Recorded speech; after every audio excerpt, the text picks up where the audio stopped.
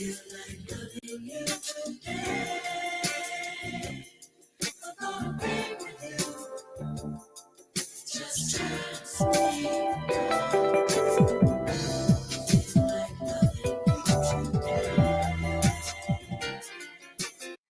area of research to understand the human situation that is ignored by almost everybody. You will see the research. I do it myself, and it needs doing.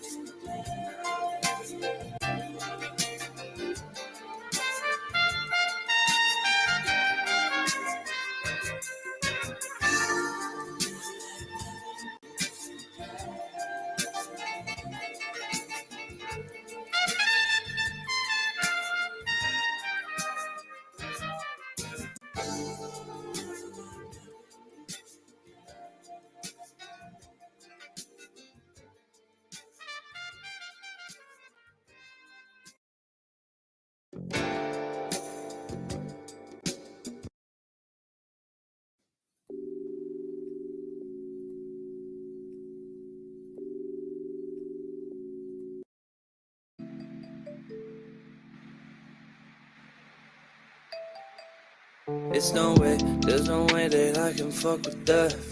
Ay, there's no way that I can fuck with you. Small town, switch for city views. Ay, rack out like a grand or two. Ay, she's like, okay, yes I do. Ay, I like wanna kick it, yes I do. Ay, bet I'm on the line and rolling too. Ay, she like, okay, yes I do. Okay, white Russian sipping like the dude. Ay, smoke a zip, like the dude. Okay, win like Chicago in '92. Ay, back to back, just starting new. Ay, they used to say that this ain't for you. Ay, talking down when daddy pay for you. Going back street, I need Nick, call the money fast. Ask me if they just did it, I did it last week. It's past me. If you're rolling something, better pass me. Music business isn't about music, it's about casting. It's lasting or it's not. Either way, I pop. If you get me fucking started, I'ma stop you from the start. While you bragging about it naughty from '90s, I push the start. Either way, there's no fucking way. There's no fucking way. It's no way. There's no way that I can fuck with that.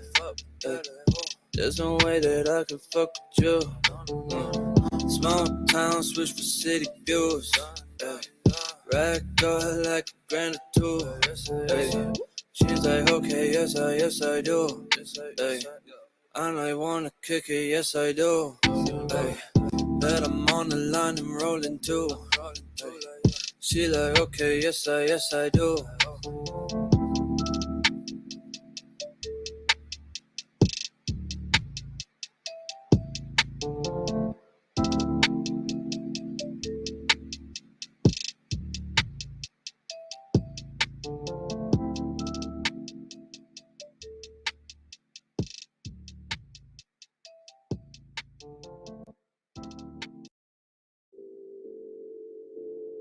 Watch me go right, watch me go right.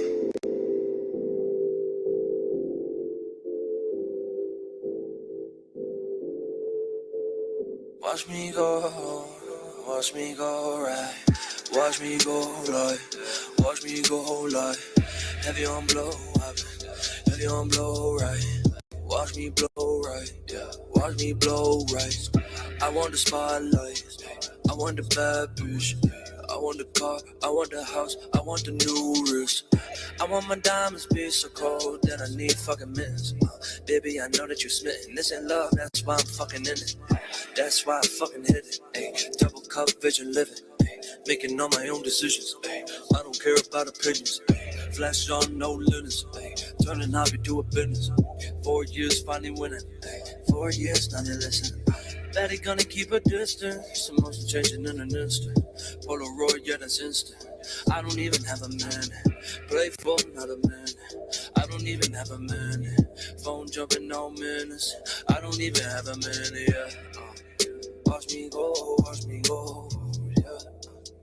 Watch me go, watch me go, yeah. Watch me go, watch me go, yeah. Watch me go, watch me go, yeah.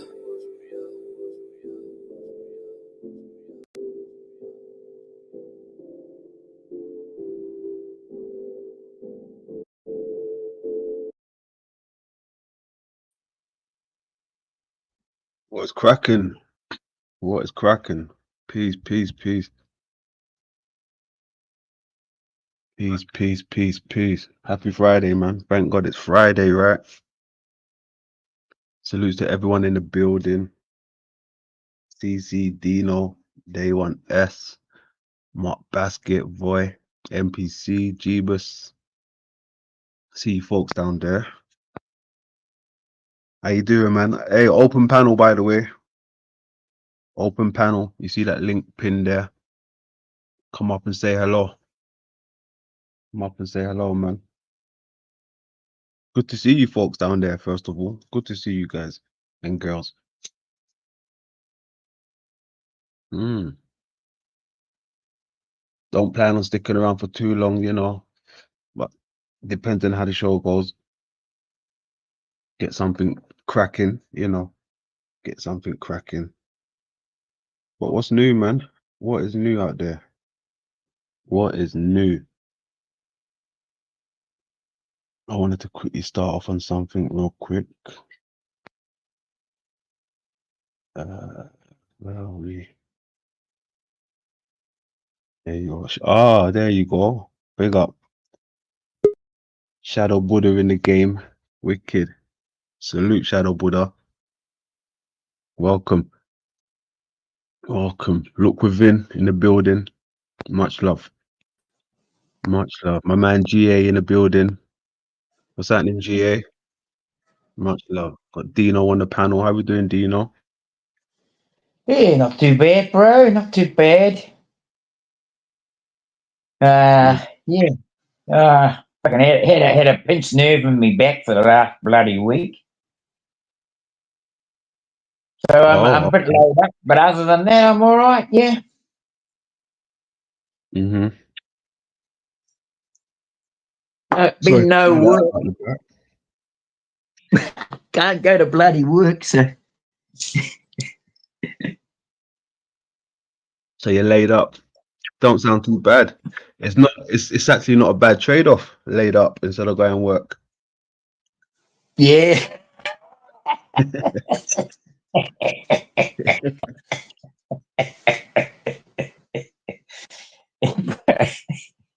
I tell you what, it's just starting to come right, but I'm not going to do anything for a couple of days. I'm going to let it come right to it. It's meant to instead of bloody, because I always do that. When it comes right, I think, oh, I'm right, and I'll bloody head out and go, and I'll fucking stuff it up even more. So I've just got to be bloody patient with myself. Yeah. Yeah, I hear that. I mean, not too long ago, my body was feeling run down, and then just yesterday when I was at work on my way out, when I was packing up my tools, I smashed my knee on my toolbox. Oh, Yeah, painful. It swelled up straight away. Oh, yeah. I shit, took the man. day off today. I can understand that, yeah. But I mean, Mm. I used to bloody not worry about shit like that, and my body could handle pain.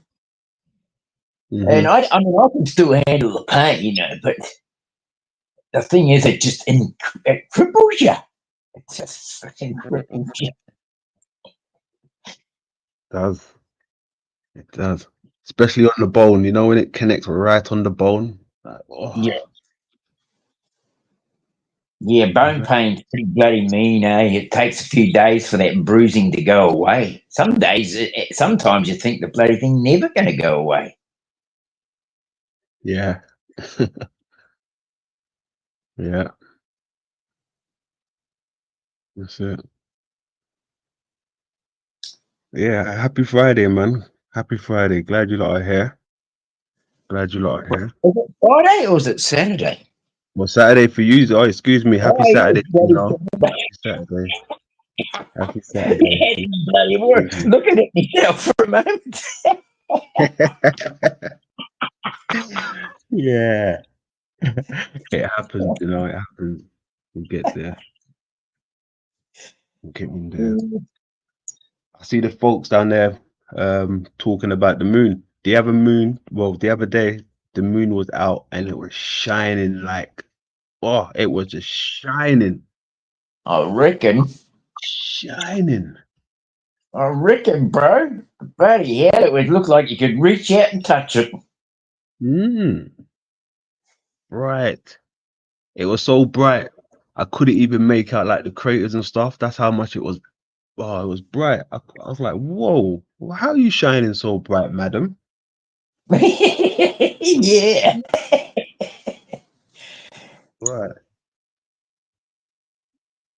What So I bright. know about that is how cold the light of the moon is when it's bright like that.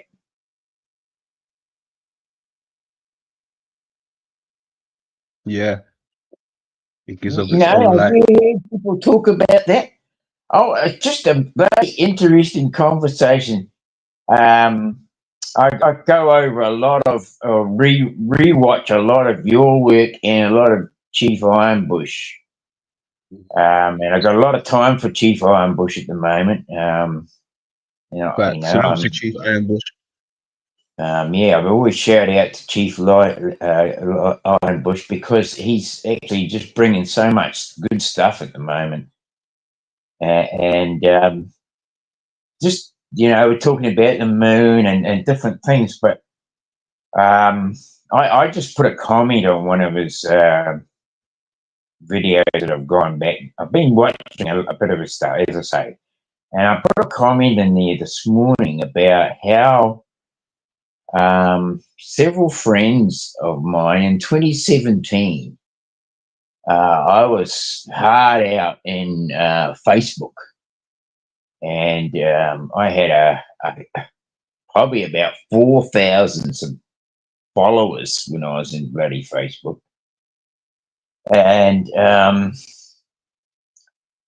so this conversation got going where we were all decided that we just got to figure out how the sun is working. We were not talking about the moon exactly. We were talking about the moon because we're doing different videos on the moon as well. But the sun was our topic of conversation at the time, and it was there were 7 of us.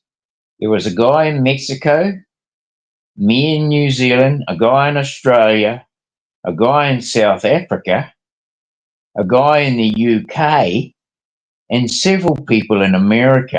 One in particular, a guy in California.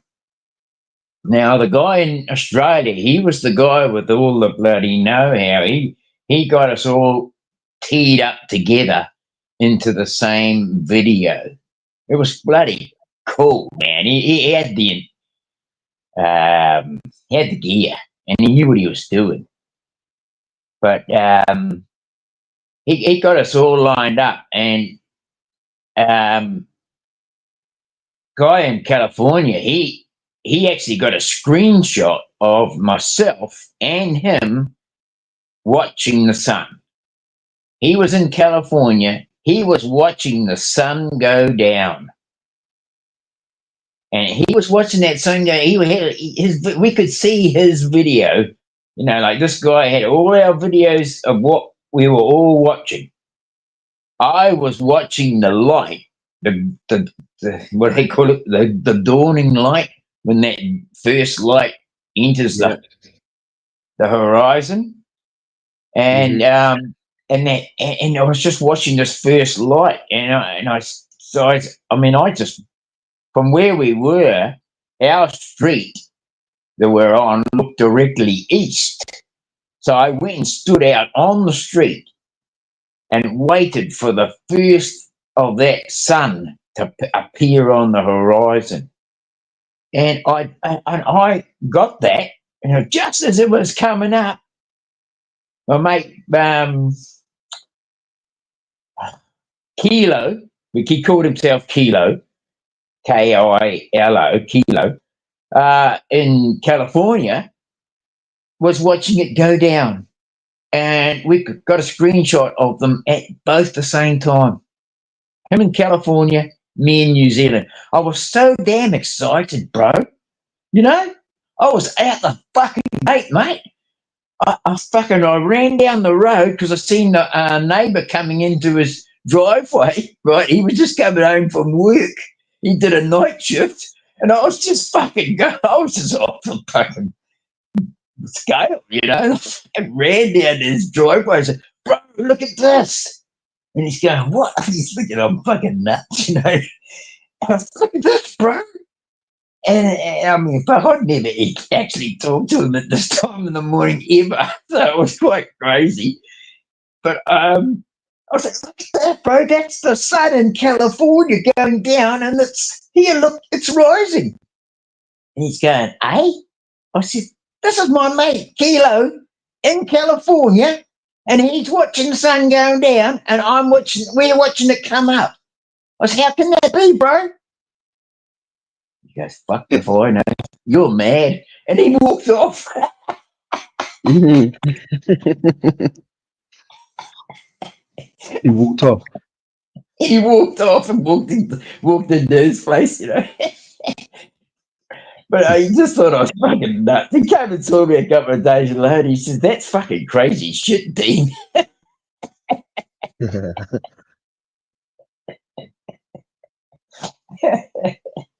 How do you explain that crap, bro? How do you explain that crap?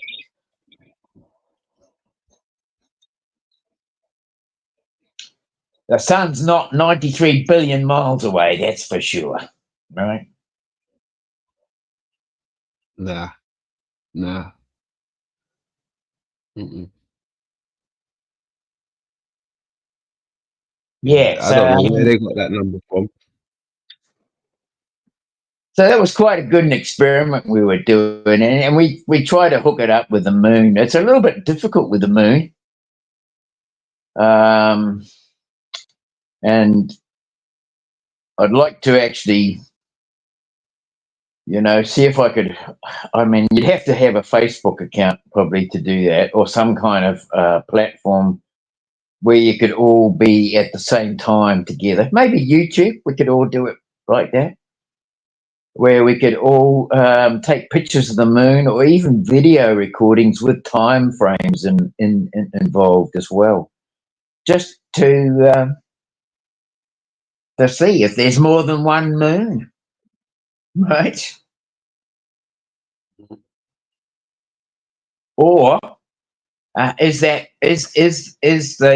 moon and the sun real close, and we just perceive ourselves to be so much bigger, but we actually in actual fact we're not as big as what we think, right? Exactly. I think we're much smaller than what we actually are. There you go. See, that was what I wanted to get to. That's what I was trying to get to. Yeah.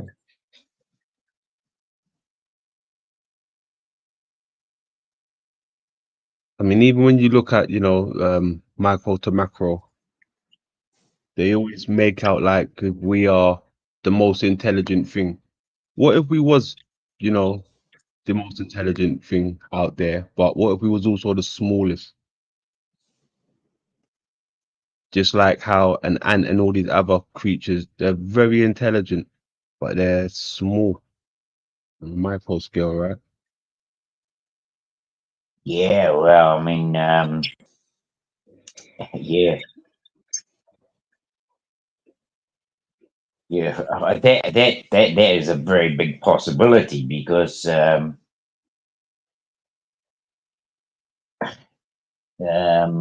just from what I was relating about the sun, you know, it's something that you can do with friends in two different hemispheres is get a view of the sun and the moon and calculate uh, a convergent point that you're both all looking at it. Like the degrees of the angle that you're viewing the object on. Like, so the sun. If you're like, it's interesting. I mean, Kilo, for example, was looking at his sun going down in his southern sky. It went down in the southwest. Where does your sun go down? In London? To the west. In the southwest? Yeah. Why the southwest? That's the way it goes. From east to west. Yes, but why the south sky? Fuck. You're asking the wrong person. I couldn't tell you. Yeah, no, but how's this? Because ours goes down in the northwest. And if we're looking at north and you're looking at it south, that means there's a convergent point that places it way closer than what they say, right? Possible, yeah. Because that gives it a crepuscular look. It's crepuscular. Ray is going south, you're looking at it in a southerly direction. I'm looking at it in a northerly direction, right? Same with the moon. I look at the moon in my northeastern sky when it rises and watch it set in the southwestern sky, whereas you watch it rise in your southeastern Yeah. sky and set in your southwestern sky, which proves that it's fucking closer than fucking 93 billion miles away. Yeah. Hell yeah. Hell yeah, How? definitely.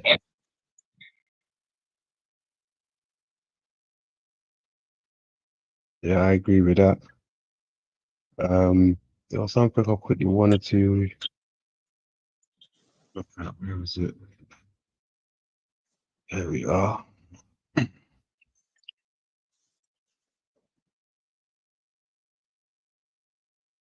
Mr. David Icke, right, on Flat Earth, or he speaks upon the shapes. Let's have a quick listen.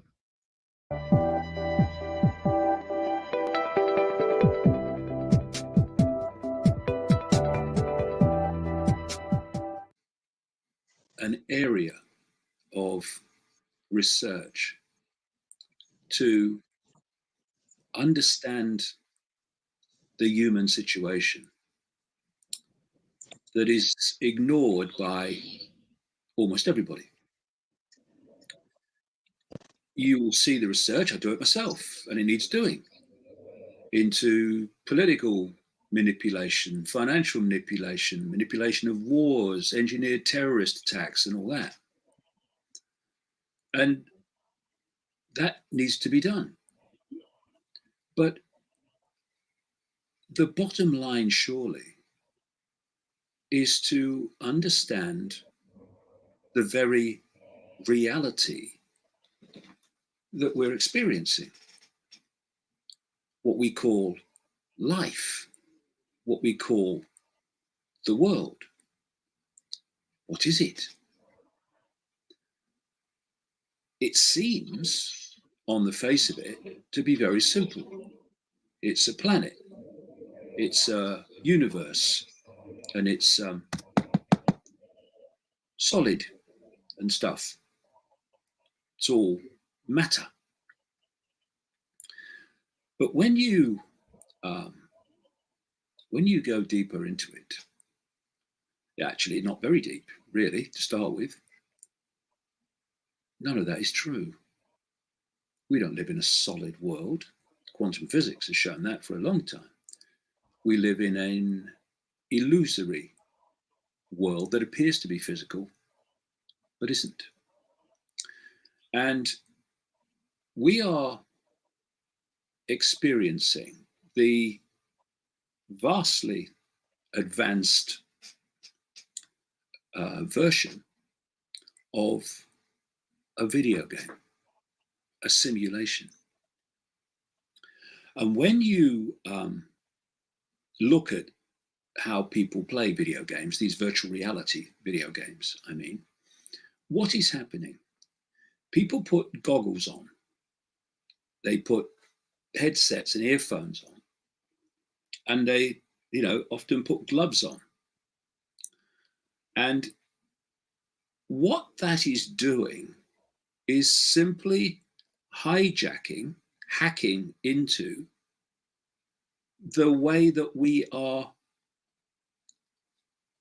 decoding reality all the time. Because what is happening is that waveform information is being turned into electrical information by the five senses and then communicated to the brain. And the brain then decodes that. In fact, the whole genetic structure is involved, but the brain decodes that into the reality we think we're experiencing. This is what's happening. This simulation that I've been talking about for so long in the books is like a like a Wi-Fi situation. If you are in a place that has Wi-Fi, you can't see it, but it's in the atmosphere all around you, in the unseen. And the computer then decodes that information field into what we see on the screen. You talk about the internet. Well, you say the internet is graphics and pictures and moving pictures and words. Well, yes, but only on the screen. Everywhere else, it's just in the form of encoded information. And so what we're doing through what I call the biological computer is receiving and transmitting information, interacting with this field, what I call the cosmic internet. Think of it as like a cosmic Wi-Fi field. And as we do so, we appear to be in a world, but we're actually only decoding it. Just like the computer decodes information from the tower onto the screen in a very different form. So what video games are doing, virtual reality video games are doing, is hacking into that process. Through the gloves, they are hacking into the feeling sense. From, of course, sight and sound, they're hacking into those 5 sense decoding processes of the body. And what they're doing is feeding them other information to override what they would normally be decoding in the world that we call real, bizarrely, really. And so suddenly, people can be taken, and they're getting more and more sophisticated now, these virtual reality games, into a world that is being decoded as if it's real. You'll see people reacting and stuff with the headsets on to nothing more than information being fed to their senses for them to decode into a fake reality. Well, here's a question. What if that's what we were doing? Decoding a fake reality? Mm-hmm. Which comes back to my question about, is the earth flat? Is there an earth? How would we know? How does the computer know what's real on its screen? How do we know? We're experiencing this reality, which appears to be so solid, but isn't. Well, there's a fake for a start. And we decode into a sense of reality whatever's in the information field, just as the computer does.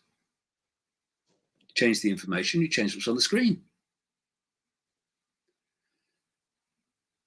And so if we live in the equivalent of a computer simulation, and I strongly suggest we do, and indeed there are science projects, mainstream, well, open-minded mainstream studies around the world now into that question.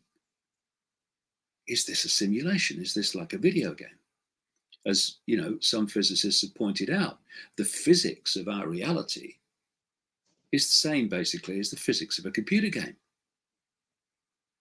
And so the evidence is moving towards that all the time.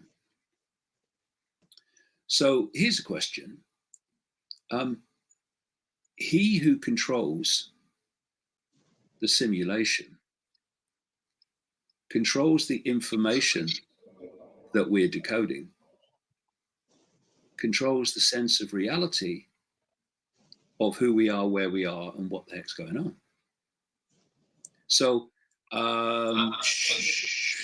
press enter. Oh, the Earth is round, mate. Look, I mean, you see it from space. Press enter. Well, look, everyone knows the Earth's flat. Look at it, you can see it from space. It is that simple. And it's only when we get into these deep questions about reality itself and the actual world that we're living in, or decoding to believe we live in. These are where the answers lie, because this is where the rabbit hole eventually leads. So these questions, these certainties that people have, so that when people like me come and question the certainties, oh, you're mad, everyone knows that. Well, how do you know that? Well, I told it at school, yeah.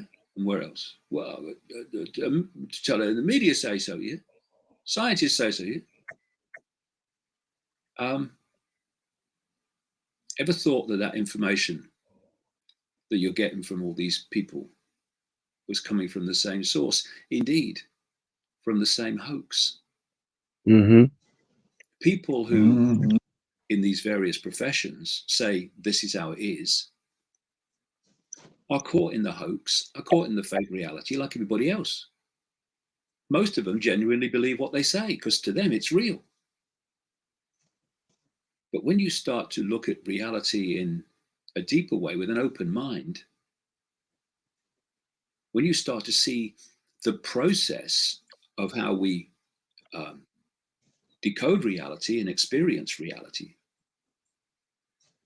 then these big questions start to demand answers. What is this place? Is this world that we are decoding real? Or is it click, click, enter? And if so, who is doing the click, click, enter? I mean, you know, years ago, bloody lot of years ago now, in the 1950s, the London Planetarium opened. And I was living in Leicester. I was born in Leicester in the English Midlands. And we never had any money. We lived from week to week. But one day, like, what? My father came down on one of these bank holidays. Came down the stairs and he announced that we were going to London. What? This would have been about late 50s. So I'd have been 6, 7. And so it was great. Went on a steam train, loved it. Gets to London, never been to London before. And my father announces we're going to the London Planetarium. I didn't even know what it was. And my father had absolutely no interest in astronomy, never mentioned it, never talked about it, but now we're going to the London Planetarium. And where I'm going with this is this.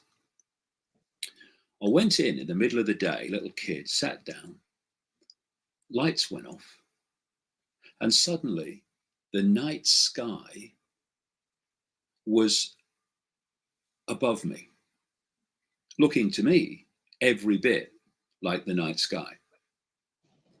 And something struck me that day. He was a little kid. And I've always kept this in my mind ever since. Is this real or is this just a movie, basically?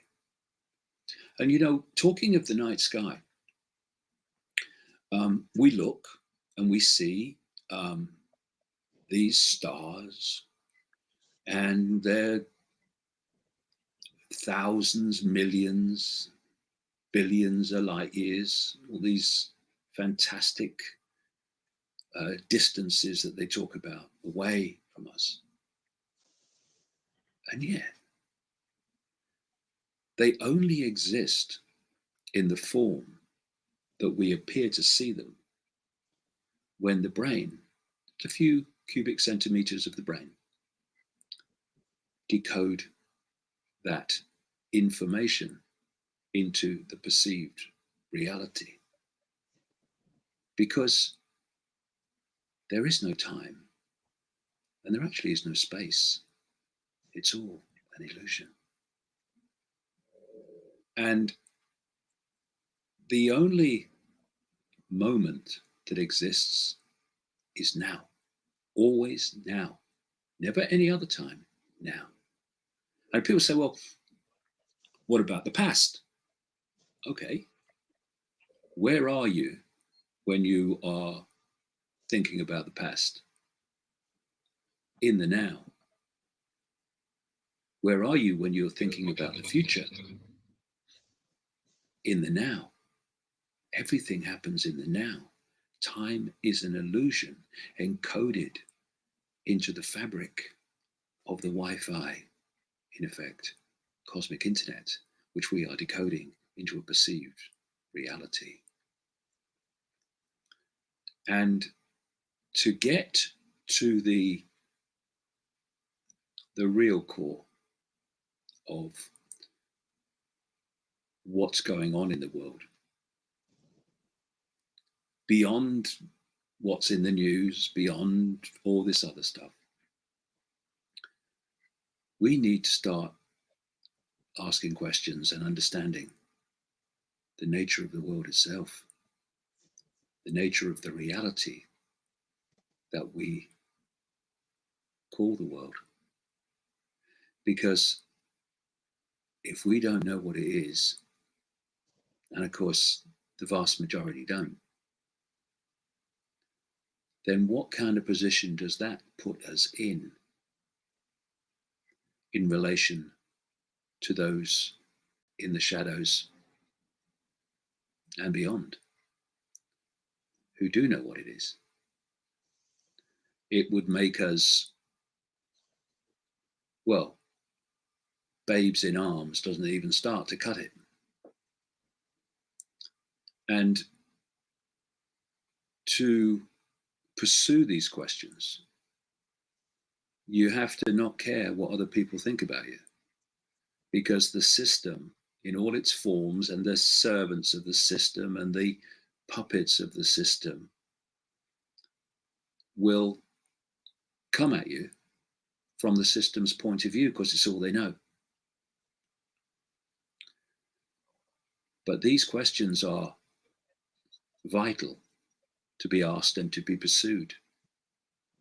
Is the earth flat? How do we know, given the situation I've just described? Is there an earth?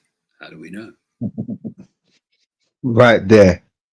See, do you remember the other day when I said we're calling it Earth, right? Flat Earth, flat this, and we don't even know what Earth is. They're giving us pictures and saying this is Earth. What is Earth? It's just a title.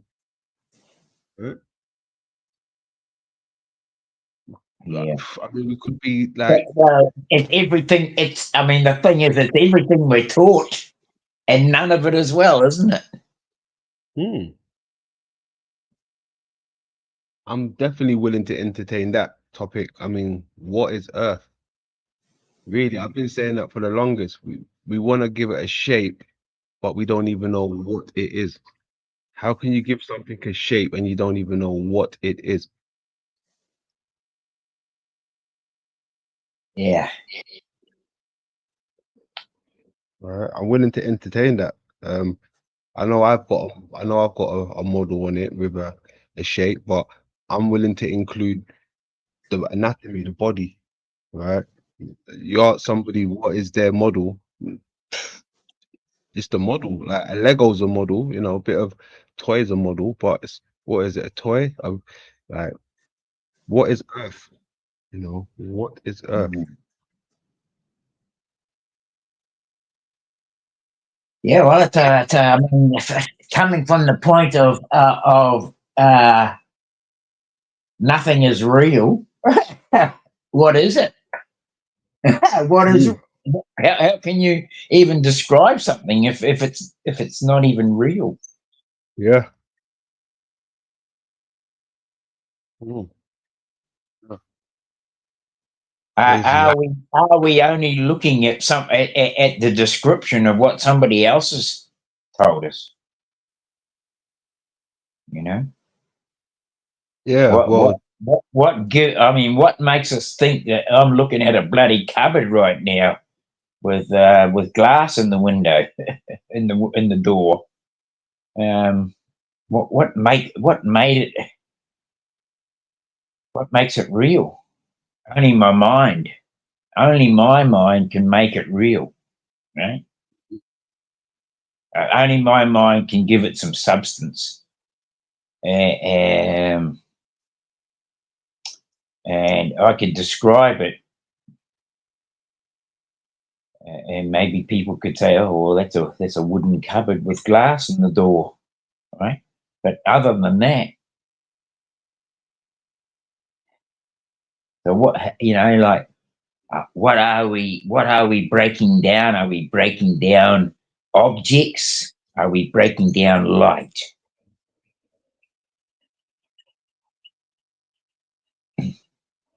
I think we're breaking down light because we wouldn't see the damn thing. We wouldn't be able to acknowledge any type of shape unless we had some kind of reflective light coming off it.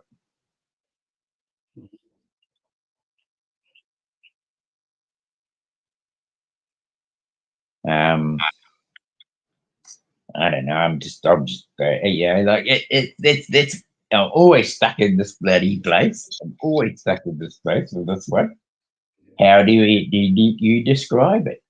Um, we've got. But I listened to a bit of Z this morning talk about flat Earth. And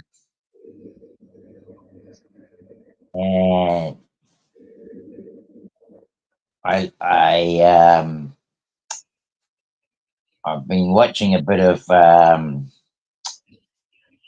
Bro Sanchez talking about cybernetics, cyborgs, and such. Uh-huh. And yeah, it's I mean, as David Icke just said, like you can put a screen on your face and hook some gloves on and hook up to a device, and hello, you've got a whole different scene coming across in front of your face, all built on sensory perception. Yeah. Yep.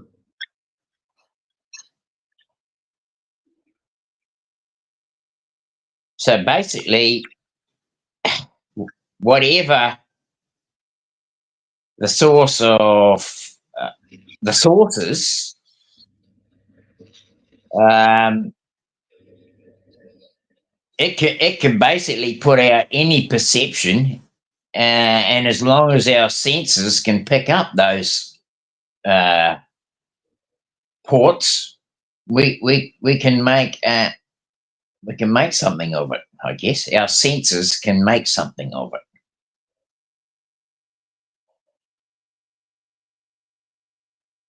So, what is the thing? I don't know. It's a sensory perception. Sensory perception. What is the Earth? A sensory perception.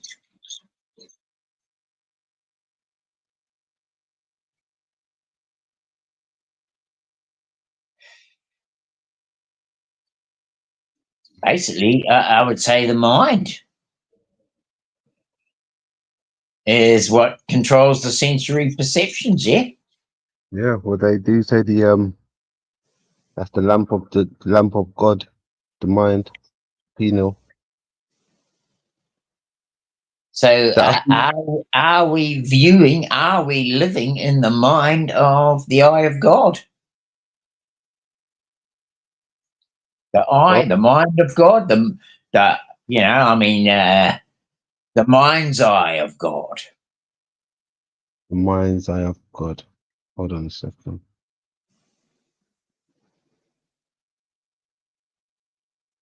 Mind's eye of God.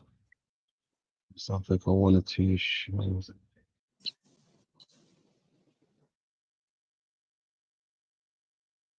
With Asana, AI teammates are here to help.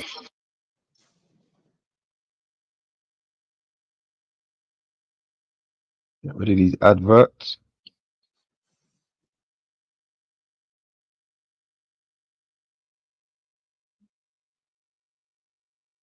You there? Yeah, I'm still here. Give me a sec. Are we inside the mind of God?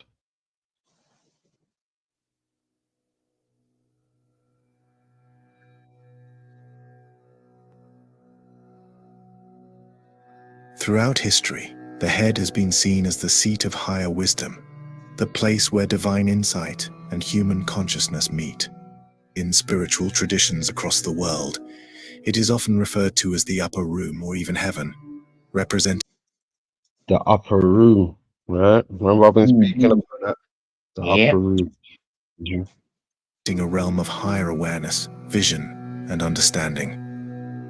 The brain, nestled within the head, has long been regarded as a reflection of the cosmos, a sacred space where the mysteries of the universe are mirrored within us. This ancient idea invites us to see the head not just as a physical part of the body, but as a temple for divine thought, the very center of our connection to the infinite. At the heart of this temple lies the corpus callosum, the bridge between the left and right hemispheres of the brain. This structure is more than just a physical link. It serves as a bridge between two realms of consciousness. On one side, we have the left hemisphere, Mhm. responsible for logic, reason, Mhm. and structured thinking. On the other, the right hemisphere, the domain of intuition, creativity, and spiritual insight. The corpus callosum unites these two worlds, much like a bridge uniting two distant shores. It allows us to move between reason and imagination, between the tangible and the transcendent. This connection echoes the ancient belief that the head and the mind within serves as a doorway to higher realms, guiding us toward a deeper understanding of ourselves and the divine. To say that the head is heaven is to recognize that within the human mind lies a reflection of the universe itself, a space where the physical meets the spiritual, and where the highest form of wisdom can be found. In the biblical story of Moses parting the Red Sea, we witness a powerful act of liberation, a passage from bondage to freedom. But beneath this dramatic narrative lies a deeper spiritual allegory, one that mirrors the very architecture of the human brain. Just as Moses stood before the Red Sea, Come on. dividing it to create a path through, so too does the corpus callosum create a bridge between the left and right hemispheres of our brain. Mhm. That's the same shit I was trying to say to Chief Ironbush. Well, I wasn't saying it to him. I was when he was when I was doing the recap with him and Jason from RKX with the splitting Yeah. of Tiamat, with the splitting of Tiamat, the hemispheres, right? That's it. The splitting of Colosseum. All right. So that's what Moses is representing, not Right. splitting the red. That's why you got to be careful with these flat earthers and all, because they'll lead you down a different way. They're not including the body. I've heard Bro Sanchez and a few other people give you a different description of what Moses is doing. Right. And that's a really good look. Yeah.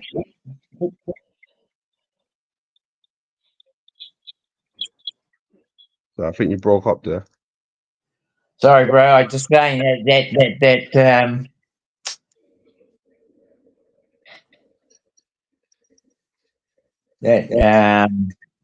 I can see that allegory in motion. Yeah. Okay. Yeah. I mean, if he's splitting the brain, right? That's where the water is. He's splitting the seas, right? The water surrounds the brain.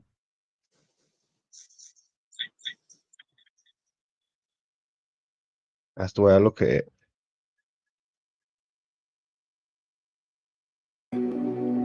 The Red Sea, with its turbulent waters, can be seen as a metaphor for the boundary that separates two different modes of thinking: the logical, structured left hemisphere and the intuitive, creative right hemisphere.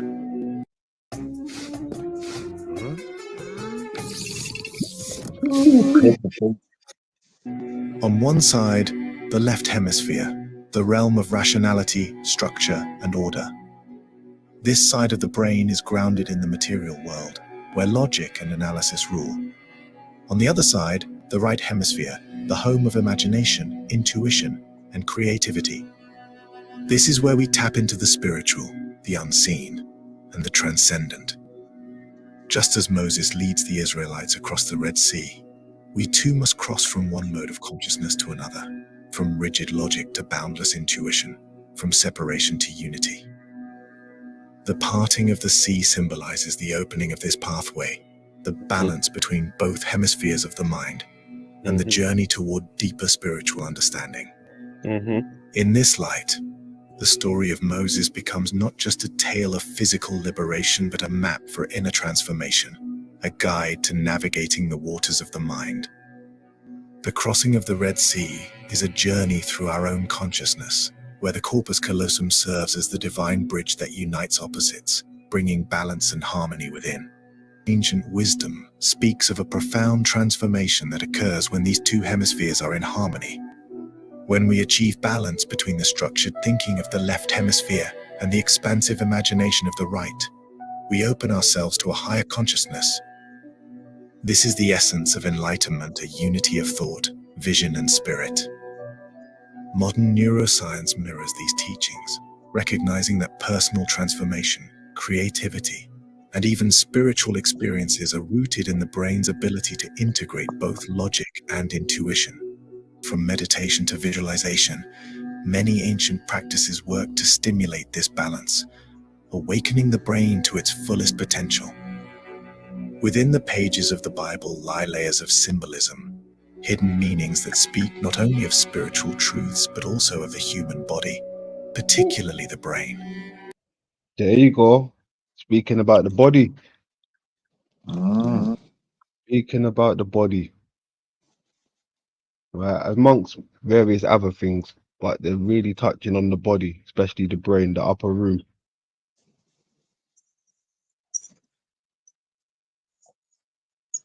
What does the upper room consist of?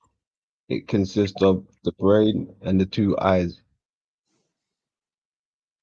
Okay, so I mean, okay, we've got this body, right, and we've got a lot of chemical shit going around in it. At the moment, I think Charles Was is doing a series on the Christos oil, and I've been sort of like digging into that myself, trying to figure out how it works. It's a long time since I have ever been able to sit down cross-legged.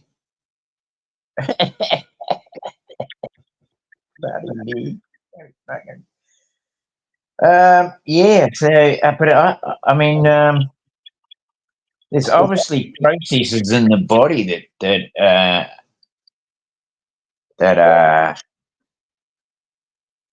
like alchemy in the body that actually shift your perceptions, even in thought, right?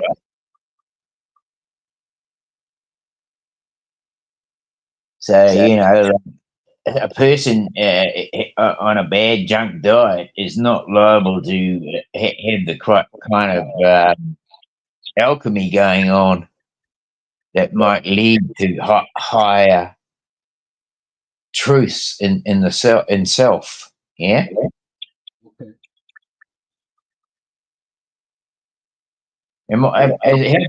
How's my sound? Yeah, you're good. Okay. 1-1. 1-1. Yeah. Yeah. So like you got monks that sit cross-legged and they're not really physically involved in any kind of physical action, keeping your body fit, but they sit in this one position. To me, I just can't see how the alchemy of that um,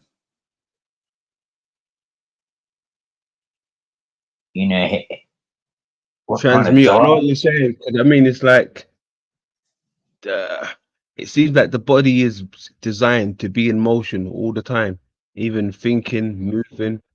Exactly. And to be Cameron, in exactly what I was trying to get to. Thank you. Yeah. to be in a state of stillness, there's not much motion going on. There's no friction. Nothing's really happening. You know. I kind of get lost in that. I can't see how it can do us any benefit by sitting in one place. Mhm.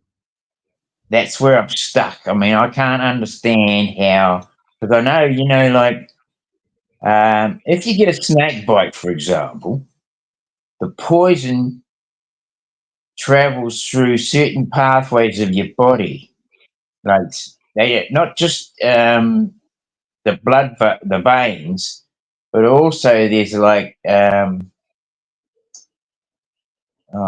what's they call it? I can't remember now, but um, movement of our body helps our fluids to flow through us, right? Mhm.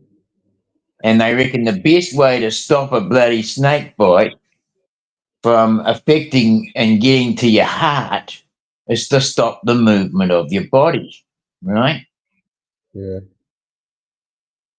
Like almost like strangulation. You gotta put pressure so it don't go anywhere, right? Slow down the blood, basically, is what they say, so it don't Yeah. pump fast So, enough. so Yeah. I'm trying to figure out why. How can our body keep the flowing of our the alchemy if we're not moving? If we're sitting in one spot. That's all.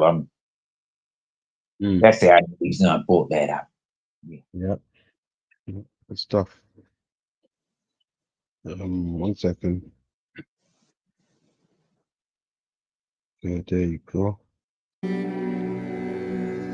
These ancient texts, often seen as purely religious, may contain profound insights into the workings of our own consciousness. Could it be that the Bible offers us clues to the sacred design of the mind? Consider the 12 disciples of Jesus, those who followed him, spreading wisdom and truth. On the surface, they are figures of devotion and faith. But when viewed through a different lens, the 12 disciples may represent the 12 cranial nerves within. See that lens reference? I like that. Yeah, Different yeah. lens. They know what they're talking about. The human brain, each Shawnee boy in the building. Mr. Infamous Grill Sniper. What's happening? responsible for different functions that connect us to the world. These Hey, Sean. not only our physical senses, but also influence our spiritual perception, bridging the body and the divine.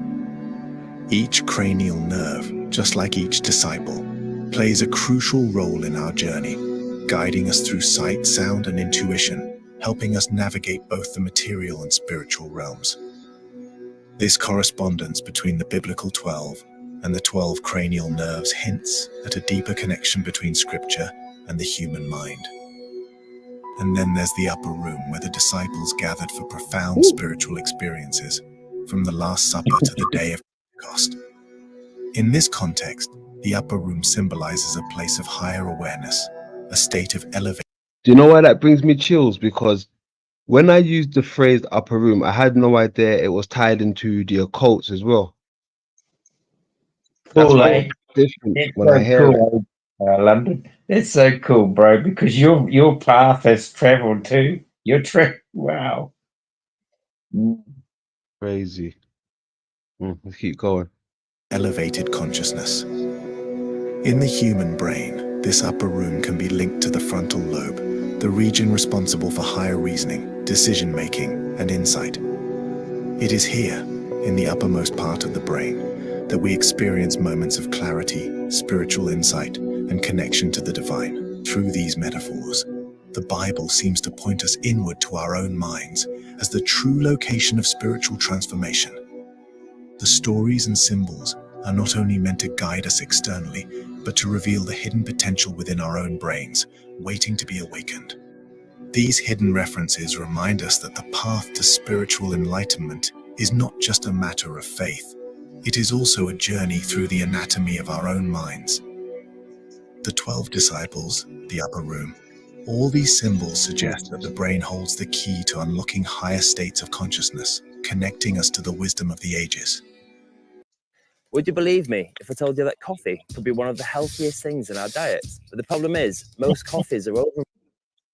Understanding the spiritual connection between your brain and ancient teachings is not just a matter of knowledge, it's an invitation to transformation. The mind is a powerful tool, capable of unlocking higher states of consciousness, creativity, and awareness. But how do we activate this hidden potential?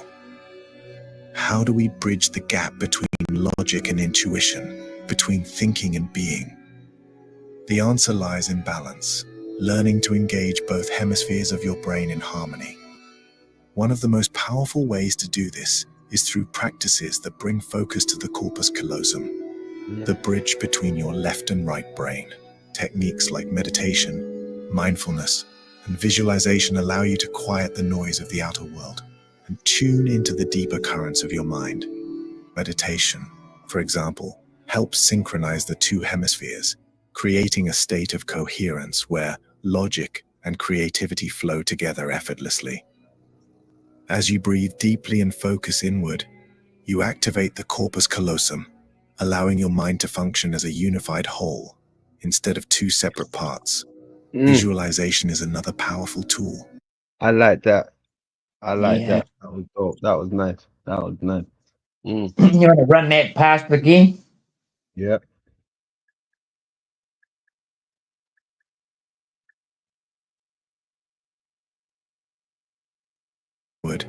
You activate the corpus callosum, two hemispheres, creating a state of coherence. Visualization allow you to quiet the noise of the outer world and tune into the deeper currents of your mind.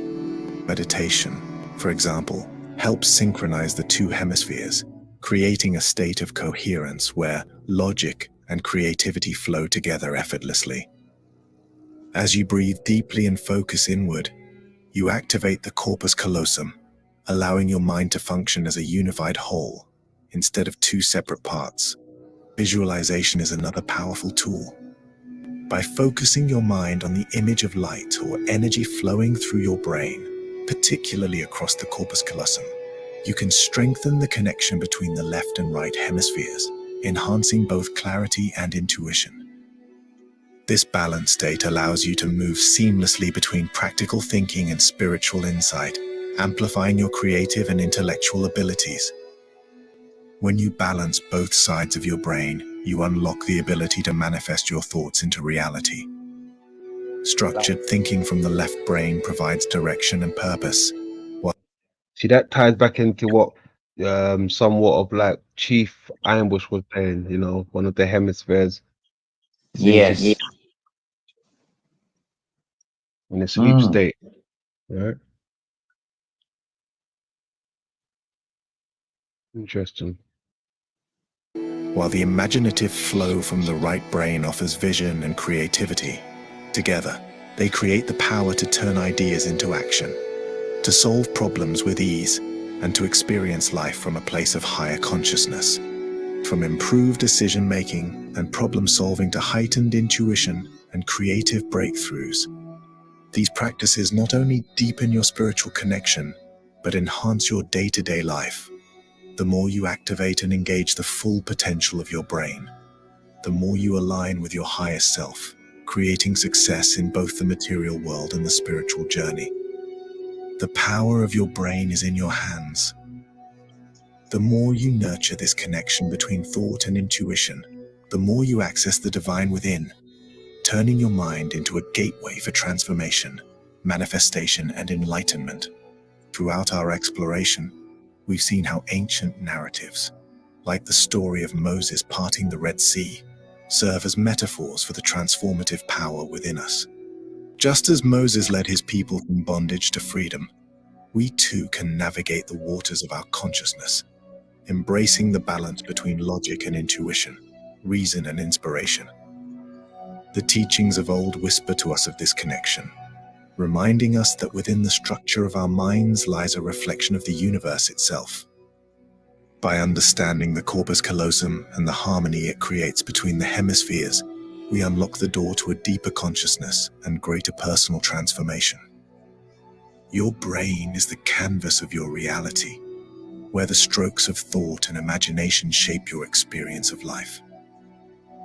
As you embark on this journey of self-discovery, remember, enlightenment is not found in distant realms, but within, waiting patiently for you to awaken it. Are you ready to unlock your mind's true potential? To discover the heaven within?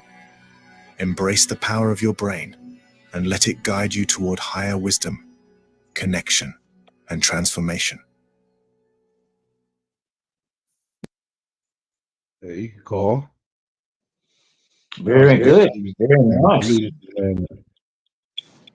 Needed to hear that. Mm. That was right on cue. That was right on cue, man. Yeah, I mean, look, I've been saying the upper room for the longest, right? And it's only recently I came across this. When I heard them using the upper room with the occult, I was like, wow, okay. Yeah, that's So pretty amazing. yeah, I they mean, use it. that analogy using Moses to bridge the gap in the two hemispheres. Yeah, that's cool. That's pretty cool. It's shield. Mm. Who was that? Oh, that's just a little something. Okay. That's just a little something. Too late. You heard it. Fuck it. It's shield time and it's showtime. It is good to see everyone here. Welcome to El Diablo Radio International, the greatest show in hell. And eventually that will mean something. It already does to me. There's meaning in it, but it will mean something. An individual with multiple personalities can change their body chemistry with their thoughts. Someone's coming to you. Who's coming? The beast. The beast. The beast. The beast. I asked you to cooperate. You don't want to cooperate. You're devil inside. Calls me the devil inside. Didn't In Excess have a song? The devil inside. The devil inside. Every single one of us, the devil inside. Remember that song? Am I just imagining things here? You people pay attention to what I'm saying? The devil inside. The devil inside. Every single one of us, the devil inside. Remember that song? I wouldn't mess with me if I were you. These people want to play these stupid fucking games. The devil inside. The devil. Steven, you're literally out of your mind. Every single one of us, the devil inside. Hello, Snafu. Mr. King, how are you, sir? Yeah, lit. I'm great. Did you see Jeeps' comment? Have you ever fucking sat in your bed, fucking listening all the things that fucking you said? Go ahead, motherfucker, oh shit, legit fucking shit, motherfucker, my shit is fucked up with it. I'm a fucking thriller, I'm a killer on the mic, motherfucker, when you do fucking snap your crew all night, you party fucking hard, fucking doing your thing, motherfuckers fucking taking fucking up in the scene. I'm a killer, I'm a thriller on the mic, motherfucker, you know, I'm alright. About how we just choose. Oh, I did. I came to give you a little report. So the other day, as you were streaming, it was the King show on OTW and Paul. Most people in this realm are oblivious. They pulled your video up, your pictures up. It was a shit show on Paul. But what was interesting is seeing devil inside, the devil inside, every single one of us, the devil inside. You know, it's funny that a lot of black guys and Asian men just don't like white men, and they'll make up any excuse to try to bash them or say that we're not good looking or we're ugly or we're old and why are there women with them? They just can't take it. And yet a lot of them want white women. you know. Only in America. Do you remember so good that she goes into Gucci and she tries to buy like Fendi and stuff? Megan, Heather, come on now, girls. Is this any way to speak to your party guests? Wow, Brittany and Tiffany Wilson. Haven't seen you since you were smaller. Yeah, well, we're all grown up now. Yeah, I can see that. Ladies, I fully expect to see you later at the white party. I think it's going to be the best one ever. We'll be there. Take care. Bye. Bye, Mr. D. Good seeing you. Looks like Nigma is trying to join, but it says device is not connected. Try again, Nigma. Omnigma, I believe. I might have difficulty trying to pronounce that one. It's okay, my Omniga, or I mean Omnigma. I almost called you on Omniga. Omniga. I'm sorry. I'm sorry, that just slipped out. Crazy. They're afraid to have me on. They kick me off. I was just saying my Negro. No, I'm teaching you something here. Gee, do you think they get riled up quickly? All I said was my Negro, and they get all anti-white and saying mustard stains and calling me ugly. I didn't call him ugly. I didn't call him a poor broke ass hood rat. I didn't call him anything. I was not disrespectful. You know, the great black writer James Baldwin used the term Negro. If it's good enough for black intellectuals, it's good enough for me. Are you saying that I'm boring and dull? Is that what you're saying? Yes. Oh, Jesus Christ. Oh, my goodness. Even your humor was supposed to be spicy, but it's just boring. Big nose, small hat, matzo ball. Okay, do you go on Asian panels and go like karate, ramen, soup? No, I have gone on. Chopsticks? I have gone. To be fair, I have gone on Asian panels and said that I love ching chong food and stuff like that. I do kind of that humor. And what's the response that you get? Well, they think I'm racist, but I'm not racist. I love all people. Ching chong food? That's not even like that's not even spicy. Noodles. Ben, do you remember Stephen Wright, the comedian? Yes. This is the worst. Doesn't this guy sound exactly like Stephen Wright? Yeah, I guess so. Yeah, self-deprecating. Yeah. Who's Stephen Maybe that's Wright? what's going on. I don't know. Yeah, I don't know. I was He asleep did 10 minutes ago. Give me a break. I was asleep 10 minutes Give ago. us a break. Wake up first. Then go.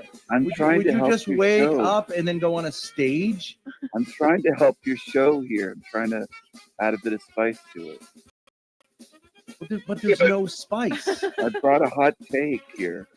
Going to an Asian restaurant and going like, I like ching chong food. Is that they would be like, I don't, like, do you want to order something? It's not like funny Well, or spicy. I know. I have It's done that, stupid. Ben. And then I make the Ching chong food is not even Well, I like say it- an insult. No, I'm not. It's not insulting. I'm like ching chong, ching chong. I make squinty eyes, the little squinty eyes they have, and then I ask them if their vaginas are sideways. You've not heard this before? Are you in second grade? Yes, well, somewhat. Now, I don't know what the Romans were. Were they like partly from like the Muslim lands? The two wolves that came and started Rome came from the fucking Etruscans. What the fuck is an Etruscan? I don't know. I don't claim to know. So can somebody explain this? You're Jewy. You're not Roman. You're Jewy. How am I Jewy? Jewy, Jewy, Jew. Jew, Jew, Jew, Jew, Jew. Jewy, Jewy, Jew. Another false claim. That's like what, 35 for you? All right, this is boring to me. Holland anymore, right? But are you Dutch? Mystical, if I remember. You were here once before, right? Are you Dutch? I don't know what it is with the Dutchies, but they tend to try to get bossy on my channel. That's what I don't like. I don't like that. Pass the Dutchie on the left-hand side. Pass the Dutchie on the left-hand side. Pass the Dutchie on the left-hand side. Something about Dutch people that clashes with me. You're a what? Prospector. I don't know what that is. Prospector? I don't know what prospector is. Pass the Dutchie on the left-hand side. Pass the Dutchie on the left-hand side. Oh, no, you gotta pass the Dutchie on the left-hand side. I'm screwing up the lyrics, obviously. And I don't care about the lyrics of that old song. Pass the Dutchie on the left-hand side. Pass the Dutchie on the left-hand side. Oh, no, you gotta pass the Dutchie on the left-hand side. I'm screwing up the lyrics, obviously. And I don't care about the lyrics of that old song.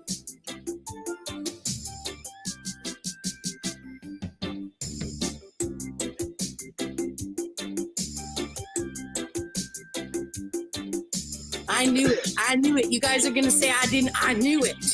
That's where I'm just going to say the third time going back, you might think that I was thinking third time's a charm. I was trolling everybody. Everybody. Pass the Dutchie on the left-hand side. We all knew it. We could feel it in our heart of hearts. Praise God. It's shill time. It's shill time and it's showtime. Yeah, there you go. Touching on the left hand side. No. Bloody hell, Keith. Oh no.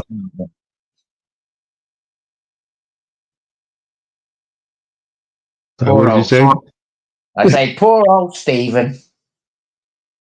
Yeah, exactly. Let's get back to what we was doing with Mr. Ike, because he made me switch over to the upper room. Remember, he just mentioned it. So let's get back to Ike. No. Ike. Is this reality in any way real? Well, how do we know is one way of putting it. But from my research over 25 years, I'd say none of it is real. It's all a decoded illusion. So, who is encoding what we're decoding? Answer that. And the true nature of. He said, "Answer that." Oh gosh. Okay. So who's encoding what we are decoding? Interesting. The human plight. That's interesting. Yeah. Bigger than anything that you'll find within this reality if you take it to be real. I've got another question, kind of relates to this, because in the end, it's all about frequency. And people like Nikola Tesla were talking about that to understand reality, you have to understand frequency. And this is a question from Mark Blanchflower. Is HAARP hitting the population with mind control frequencies? Well, that kind of continues what I've been saying. We operate, our brain operates, our genetic system operates within a particular frequency band. It decodes information within that band. So if you broadcast information technologically within that band, then the human brain genetic structure is going to decode it. Oh. You tune a radio to a frequency, you get that station. Mm-hmm. And if you broadcast anything on that frequency, then that station will, you will hear it on that station. It will reflect it. And so when you look at things like HAARP in Alaska, and that's only one of these technologies now. For those who haven't come across it, I think most people watching this video cast will know about HAARP. It broadcasts radio waves of great power into the ionosphere in the upper atmosphere. and it makes the ionosphere vibrate in sympathy with it. And then those radio waves come back to Earth in a much more empowered form than they left because of this amplification, if you like. And there's many things to do. Can we just pause a moment? Yep. You know, they're talking about radio waves, London. And you know, we listen to the radio, right? And we can hear waves of music, waves of different sounds, you know, say a truck traveling or something, or even the voice. But is there a particular wave that they're talking about here? Not the sound wave itself, but another wave, like, you know, to me it's a sound wave, but I'm asking, is there another wave? And the reason I'm saying that is there must be some type of particular sound that carries that wave better than the others, right? You think that's a possibility, that there is a type of sound that carries sound waves better than other sounds? Yeah, well, I mean, let's take it to a micro level now. I mean, you get the dog whistle that apparently only dogs can pick up, right? Yep. And it's undetected to the human ear, right? But the dogs can pick up these frequencies. And that's just something that, you know, quote unquote, man engineered, apparently. All right. So, you know, if there, I'm sure if there's a higher intelligence governing the construct or, you know, the movement or whatever going on, I'm pretty sure they would have had something, you know, a type of frequency or device or something that can. Basically, you're answering the question. You're saying that they already have a sound that's a frequency, maybe out of our pitch or whatever, but there is a wave, a particular sound wave that they are using to excite different actions in the atmosphere. Yeah. Possible. If they can do it, you know, and this is you know, man's achievements. Well, I'm not a scientist, a professional in that I can describe any type of sound wave, but you know, like the different hertz can change the frequency of the sound, right? Mm-hmm. So they must have some kind of, you know, there's got to be a particular hertz to the sound they're using, and a particular sound to direct to change the course of something else. Like I'm sounds confusing. Yes, I am confused. Okay. How do I explain this? For an antennae to pick up the sound of a particular song coming through, you know, the hertz in that song is what you recognize. You know, I'm going to say, you know, that's the sound in the song, the different sounds in the song you recognize. The hertz is just the levels that it's put out. To me, that the hertz changes whether it's a silent sound that you can hear, or a dog can hear, or a bird can hear, compared to say the hertz that we can hear.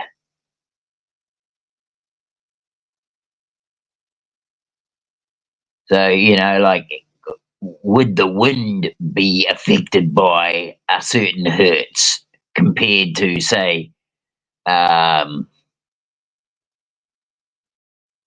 heat or hot or cold? Could hot or cold be affected by hertz, by sound? It probably could, depending on the temperature. It probably speeds it up or slows it down because it's different temperatures up when you go up. Yeah. I've just made it more confusing.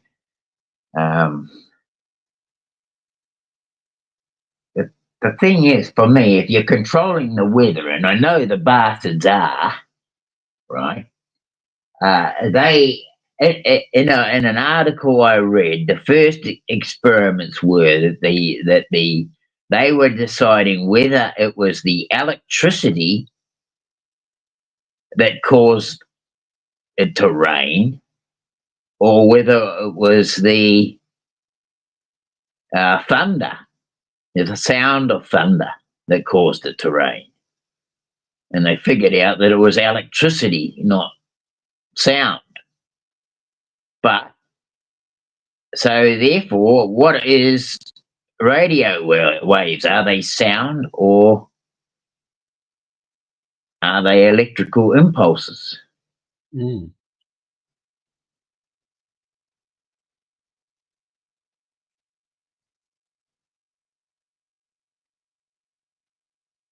I don't know. But I've got to find that out now. Good question. All right, let's get back to Ike. You see what Ike's saying? Change the weather. I mean, you look at the California drought. You look at the big drought before that in the southern states and even higher in the United States. You look at the extraordinary rain storms constantly that we've had in Britain in recent years, which have caused great floods. You look at the great flooding too in America. And when you look at weather experts or weather people, they say that what's causing this is that the jet streams that basically run from west to east have been acting very strangely. They've been, moving around, and what this has done is created this extreme weather, whether drought or rain. And one of the things that the people behind HARP, remember a guy called Bernard Eastland who wrote some of the patents for the HARP technology. What he said is that HARP can move the jet stream. It's a piece of cake because everything is energy. That flow of jet stream is energy. And if you introduce another energy within a frequency band that can impact upon that, you move the bloody thing. And if you know the consequences of moving it here or moving it there, then you can dictate the weather and create great extremes, get people off the land, and all the things that, are in this agenda. And of course, you can create earthquakes. Everything is a frequency. An earthquake is a frequency. If you broadcast energy and frequencies of sufficient power within the frequency of earthquakes, you will cause an earthquake, just as you'll change the weather if you do it in another way. So everything is frequency, everything is energy. So the mind manipulation potential of technology like HARP is massive, because all you've got to do is broadcast information on the frequency band of human brain thought activity. And suddenly people are getting perceptions and having thoughts and coming to conclusions and decisions and actions based on what they think is coming from them. But we're back to that question again. How do we know? How do we know where these thoughts are coming from? You know, the key thing to understand human behavior is not even the conscious mind, which is like it's like the cinema screen. It's the subconscious mind from which it comes. And so subconscious is a bit of a misnomer, really, because everything is conscious. Even when I hear it, when I'm hearing it out now, right? Like the subconscious, right? And it's like when they say water holds memory, right? It's like it's the subconscious within the waters. You know, like even with a submarine, right? The sub, right? It's like another underground for like waters, like the subconsciousness, the mind or the brain is within the waters, right? But memory is within the waters. So is there a connection with the subconsciousness and the deep waters? Obviously, it might be something to do with the two hemispheres.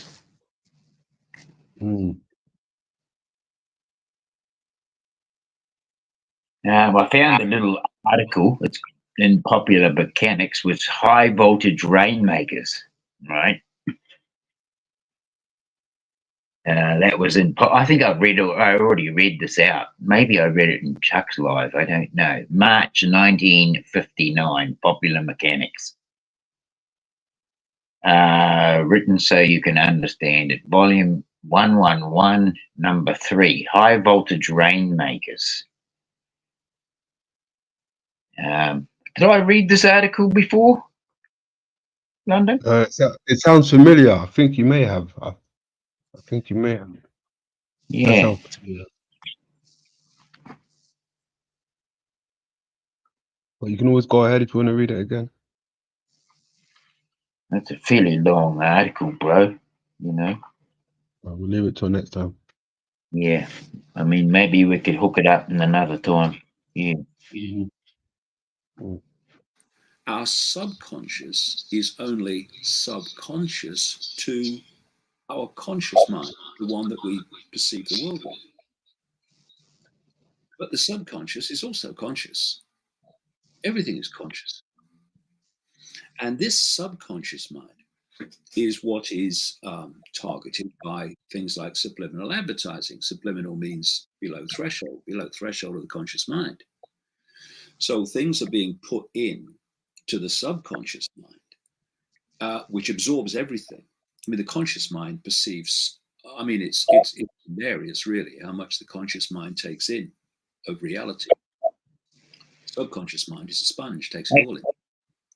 Actually, I will read a first part of this, if it's all right, because it might actually help.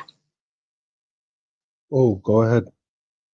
You just seemed to be reading, telling something, and it just seemed to be connecting with this. So I'll just read this first part. It says, "Do raindrops and other precipitation in a thunderstorm generate the tremendous electrical charges that enable it to produce sparks several miles long?" With a question mark. Or do vast electrical fields generated by other forces in a growing thunderhead create the raindrops? If electricity comes first, as scientists Dr. Bernard von Gutt and Charles B. Moore suspect, small generating plants may be able to broadcast an electrical charge into the free air, influence electrification of clouds, and possibly stimulate rainfall in many places where it's needed. Right? So basically, they're saying that the electrical charge is what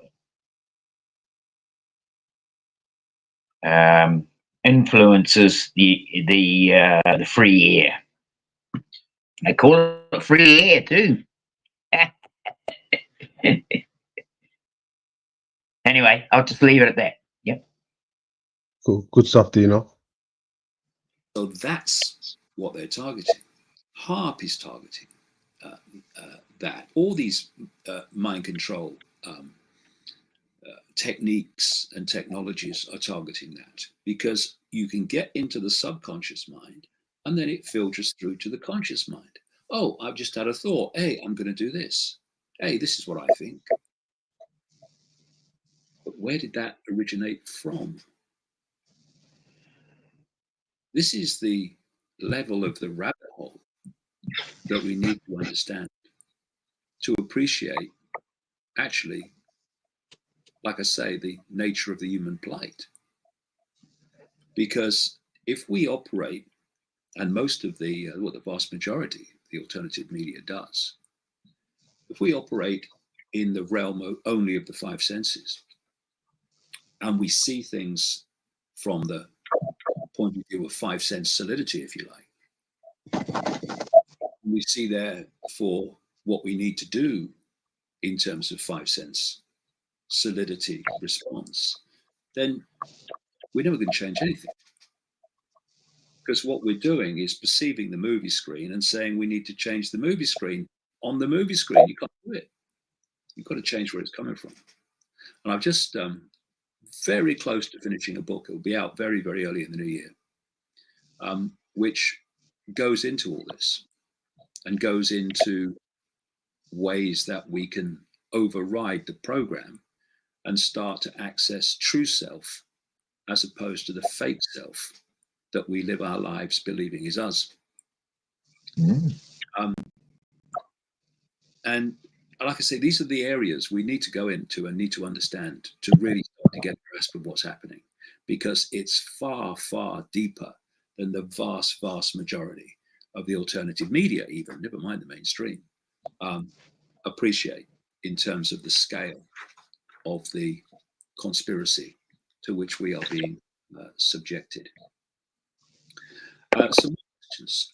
Graham Coley, when will the population unite against a blatantly corrupt government?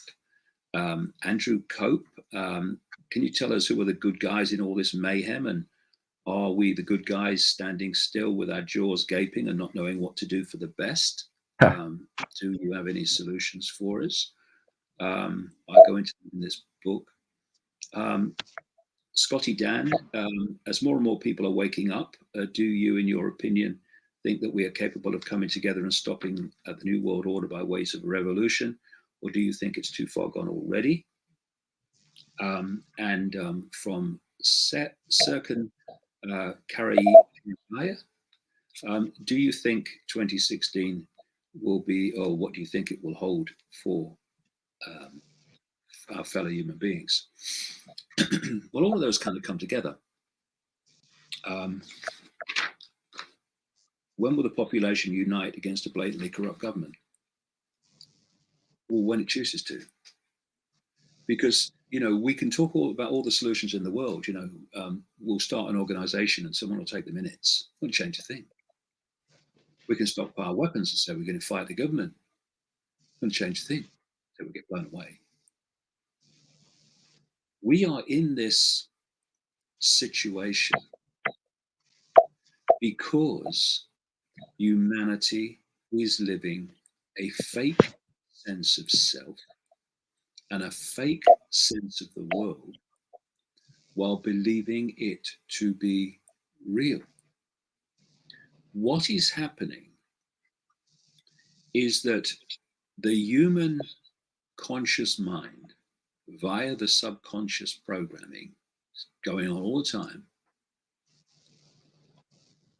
has been focused in terms of its attention upon this reality, and this reality basically alone. It is precisely the same situation as someone with a headset on and the gloves, who is playing a virtual reality game, and suddenly their entire reality is the game. Their focus of attention is the game. That outside of the game, when they've taken the headset off and everything, has gone. They are not part of that reality in their experience. The game has gone. Now, if you take that analogy and apply it to the reality that we're experiencing, which is just another vast video game, which we are directly decoding through the biological computer body rather than doing it through being hacked in a video game,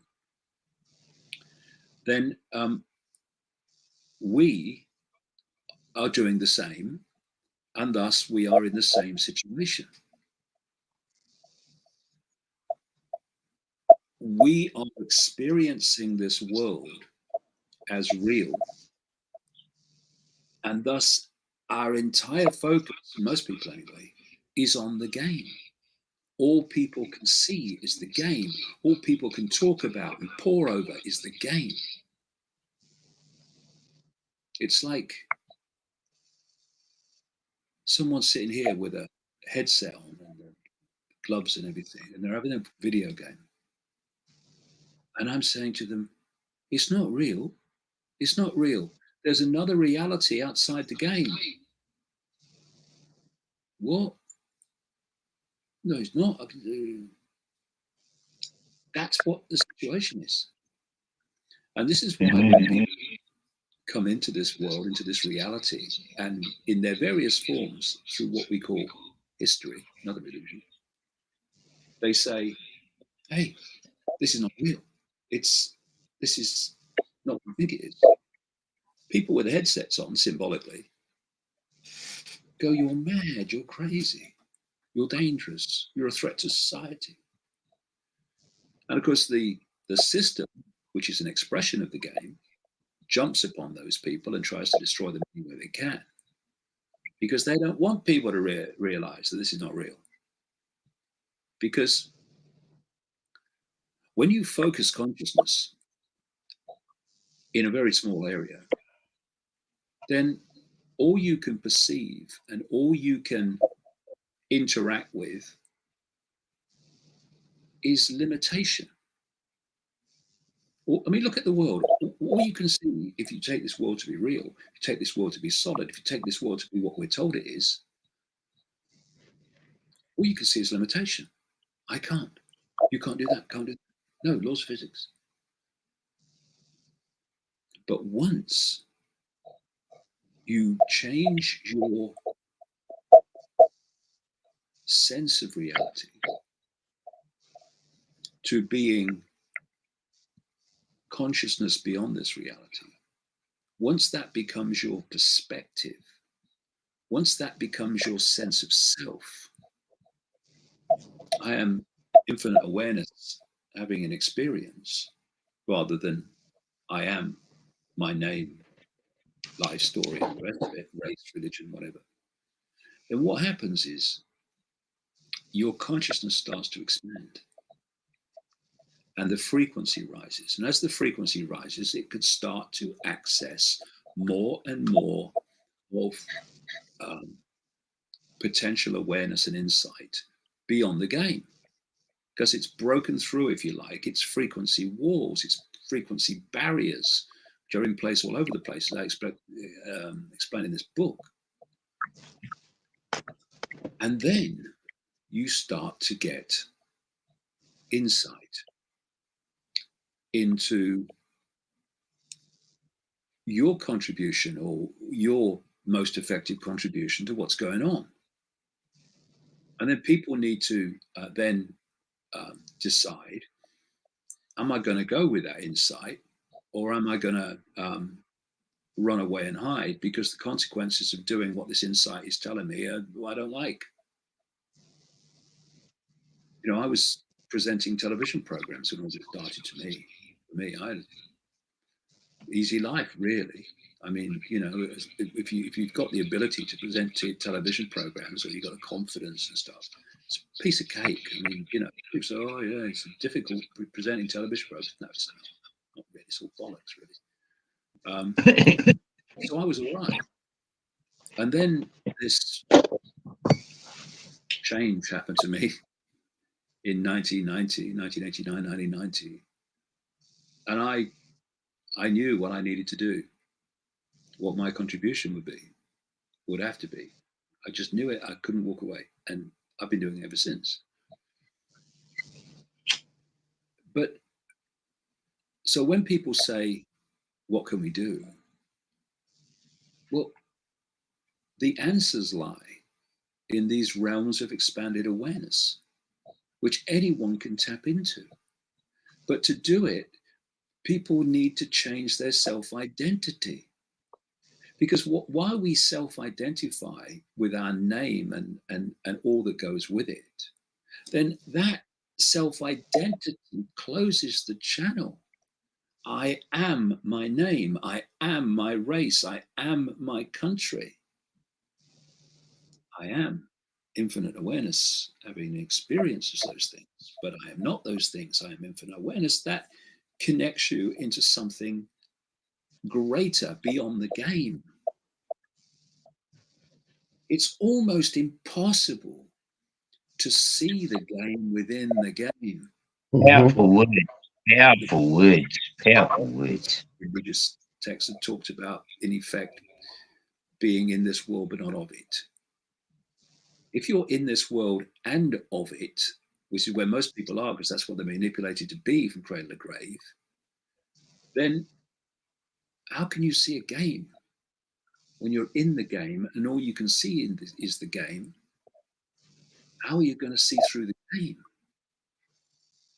But when you reevaluate your self-identity and go around in your life as I am infinite awareness, having an experience, then your consciousness awakens, expands, opens to its true self, what it should be. Mm-hmm. And the insights fall. Suddenly you start to see it. Suddenly it becomes so bloody blatantly obvious, it's almost funny. And the more that you work with that connection, the deeper and more powerful that connection becomes, the deeper the insights become. And if anyone, it's my view, if anyone thinks that the world can be changed or sorted out, and this control system brought to an end, excuse me, without that expansion of consciousness, forget it. Ain't gonna happen. Totally. I fully get that one. Yep. Totally. Yep. Yeah, I fully agree. Mr. Jack Talcott, you taking notes wherever you are? Yep. I wrote that down as he said it. I am I am infinite awareness having a living experience.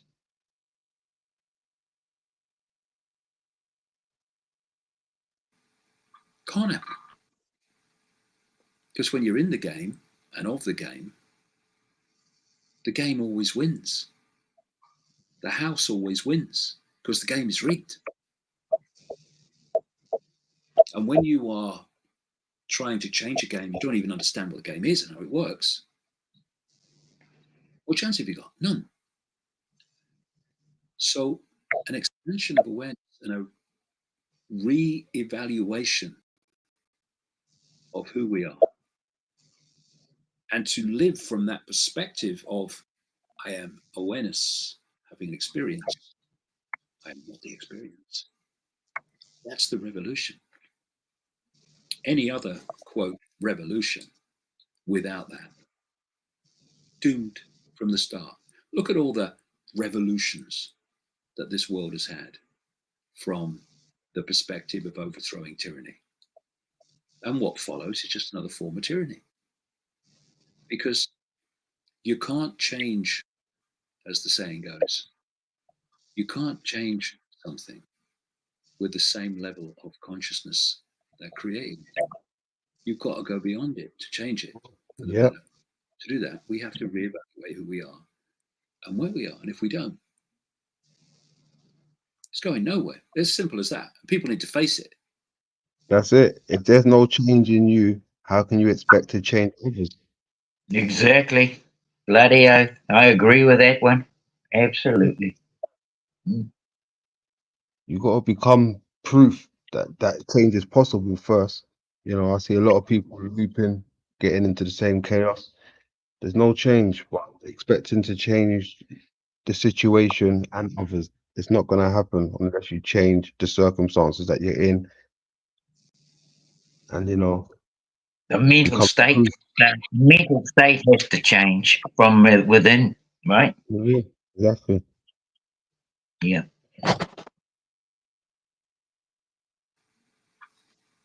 And also, another thing, in terms of, what are solutions, is people need to start taking bloody responsibility. That's a And instead fact. of saying, what are they going to do about it, say, what am I going to do about it? What's my contribution to this? And once you make that decision that you want to make a contribution to turning this around, and you mean it, it's not just words, I mean it, the synchronicity of your life will start to offer direction and opportunities to make that contribution. It's the way it works.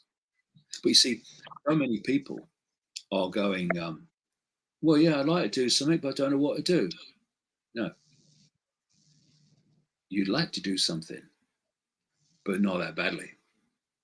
If you did, and you meant it, and the intent was there, the Yeah. energy of intent is extraordinarily powerful in changing reality. Yeah. That intent, if meant rather than just spoken, would already have started to bring people into your life, situations into your life, opportunities into your life, synchronicity into your life. Yeah. That would allow you to make that contribution. That's it. I mean, I've seen a lot of people come around me, right? And they say they're going to do something. Hold on. Sorry. I've seen a lot of people come around me and they say they're going to do stuff. They're going to, you know, make the difference. They're going to make the change. They're going to be the change. You know, they want to be the change. Yeah, but they don't live up to it. You know, it's just the smallest things. You know, when you're going to speak things into existence, you have to mean it. It's intentions behind it. You can't just say it just for the sake of saying it. You know, just for points. Really. Yes. Yeah, it takes a plan, doesn't it? Really. You know, you have to plan. I mean, you have to have the idea and the understanding of it to begin with. Otherwise, you can't even begin to see how the intention will work, right? I mean, I know what the guy's talking about because I have used these principles in my own life. But I've never looked at that thing. But he just said there, I am infinite awareness. I've never looked at that as to include myself in it, right? I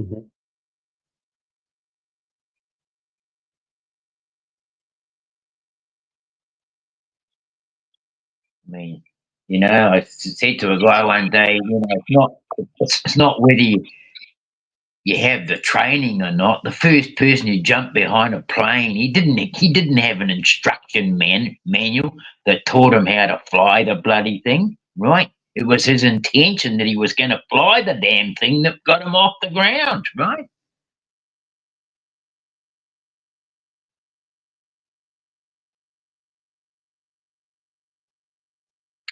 Which is pretty much like they talk about the scarab beetle. I don't know why that came into my head, but like it has an intention to raise its young, and in the so doing, it's able to levitate. How the hell did that happen? You know, that's a pretty fucking amazing thing. That beetle levitates that ball of dung on its back, and a fucking big ball of dung for a small beetle. I can tell you, I seen the damn thing in action. I was over in Australia in the Northern Territory. That is the scarab beetle. That's the dung beetle you're talking of. Yes, dung beetle, yeah. I seen the bugger in action. I mean, I heard the strange noise, and I couldn't figure out what the hell it was. So I followed it. I just kept following. I was actually fishing by a little creek, and I heard this strange noise. I thought, what the hell is that? So I followed the noise, and I actually had to cross this bloody creek, and which was a bit dicey because we're talking about places where crocodiles are, right? And so I found this bloody tree that had fallen over the creek, and I climbed onto that, and I was thinking to myself, I hope the bastard doesn't break and end up in the water. But I managed to get across the other side. It was strong enough. And I walked along the bank until I got back to where I could hear the sound again. And I followed it, and it was a bloody dung beetle. And it and its mate were wrestling this piece of dung into a crack in the bark between the bark of the tree, you know, and between two pieces of bark. It was bloody wrestling this thing in there, and I was thinking, empower that little bastard. You know, it was so small, and yet they managed to get that huge lump of shit. Yeah. They're very good at what they do.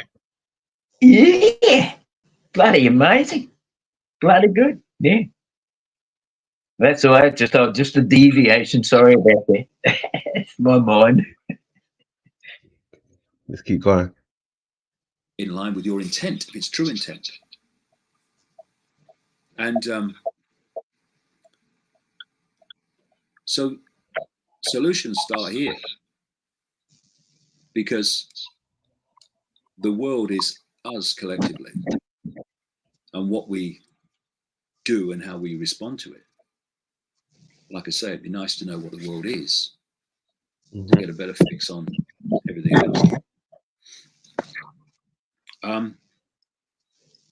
Serkan, what do you think 2016 will hold for us, fellow human beings? Well, I've been saying for quite a while that I think 2016, 2017, 2018 are vital years, and it is turning out that way because there is an awakening going on. I'll tell you that clearly. More people are open to looking at the world in a different way now than ever before by a street. Yeah, and it's increasing all the time. But while this is going on, of course, the agenda is moving on, and it's moving on as fast as it can because it's quite aware that there is an awakening going on. And in 2016, 2017, 2018,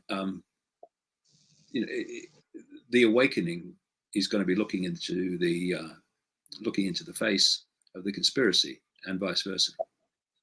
And so they're going to be very challenging times, and the backbone stiff will be essential. But I'm very optimistic. Not that it's going to change overnight, it's not. But that we will continue to see more and more people potentially grasping that actually there is a conspiracy going on, and the world's not like they thought it was. So I'm very optimistic that we are going to see this expansion of awareness of the world going on and starting to affect more and more people within the system in the dark suit structure who are obviously compartmentalized from what they're really part of, who are going to start to see it. So the next 2016, 2017, 2018 are going to be, shall we say, very interesting years, because the conspiracy and the awakening are going to look each other in the eye. So it's going to be a challenging time, but I think a very interesting time. And I hope by the end of it, we'll be a lot further along the road by 2018 to this whole thing coming down. But I keep going back to this to understand how we should respond, and the best way to respond. We've got to understand the nature of the reality that we are dealing with, because that which we're challenging understands that reality and are manipulating it mercilessly to keep billions of people in a state of subservience through ignorance of their own reality and their own nature of who they are. So it's vital that we start, and I'm certainly going to be doing that. I'm doing that in this book and other ways, to start to move this whole thing into this area of what is reality and what is this world that we're experiencing, because that's where the key to what we call solutions actually lies. Anything else is just responding to the game. Yeah, I mean, here's one. I mean, this Craig Crowder. How much do you get paid by Co-Intel? I suppose he's talking about intelligence agencies. Oh, you know, people can get caught in this game in so many ways. It's unbelievable. And the ones most caught in it are often those who think they've sussed the game. We're always trying to understand more and more about the game, and you can get caught in many and various ways, because there's many ways the game sets traps all over the place. But, you know, I've had this. What happens is you stand up and take the consequences for it of communicating information, exposing these organizations and what they're doing. And then people like that say, you're part of it. You only do, well, why am I doing it? Why am I exposing this stuff? Oh, I spent 25 years exposing this. What for intelligence agencies? I mean, are you what you want? What are you talking about? And this is another lovely one I have. I've had it so many times. If you were telling the truth, you'd be dead. All right. So are you telling the truth? Yeah, I'm telling the truth. So why are you still alive then? It's extraordinary. Yeah. The way people respond to things. The idea, I mean, is there a more it's all over, put the handcuffs on, put the chains on my feet attitude than if you speak the truth, they'll kill you? Well, maybe, just maybe, there are other forces at work. Yeah? How about that for a concept? There are other forces at work who are seeking to work through humanity to bring an end to all this stuff. And maybe they don't want certain people just to be taken out. What's the point in coming into this world if you start to speak truth and people can go bang, bang, and you're gone? What's the point? Going down there, open your mouth and bloody shoot you. You know, we have far more power than that which is manipulating and controlling us. The power it's using to do that is the power that we're giving them all the time, giving our power away. That's a form of giving your power away. Yeah, well, he's exposing it. No, he's one of them. He is. Unbelievable. I mean, oh dear. Did I talk about expanded consciousness? I think I mentioned it earlier. And there's a question here about remote viewing. What's my views on remote viewing? Well, we're kind of back to, again, reality. You know, I've met a lot of these remote viewers when I traveled America an enormous amount in the 1990s and early 2000s. And it's the ability, in effect, to project your point of attention. You know, I have this computer camera thing in front of me, and I can look at it, and that's my point of attention. I can expand my point of attention a bit more, and I can see the room and things in it. But that's just my point of attention now. If I can go into other states of awareness, then you can project your point of attention somewhere else. Because that's what we are. We're awareness. We're not the body. That's the vehicle to experience this world. We are awareness. So our awareness can be here, or our awareness can be somewhere else. And what genuine psychics are doing is basically tuning their awareness to another reality. And through that connection, bringing information into this reality from another reality. That's what they're doing. It's all frequency. And if you can project your point of attention somewhere else, you can remote view that place. That's how it all works. And the military have been doing this for decades and decades.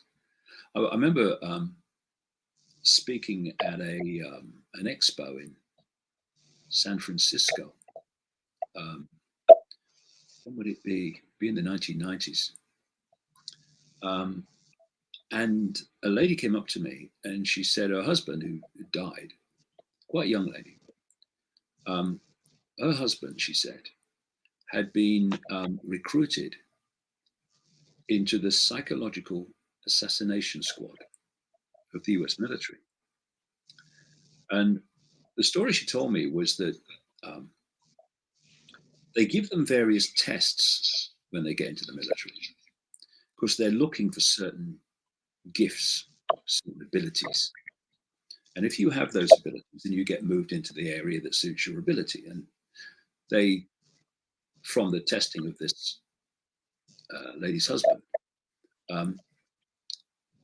came to the conclusion that his, if you like, psychic gifts or power of psychic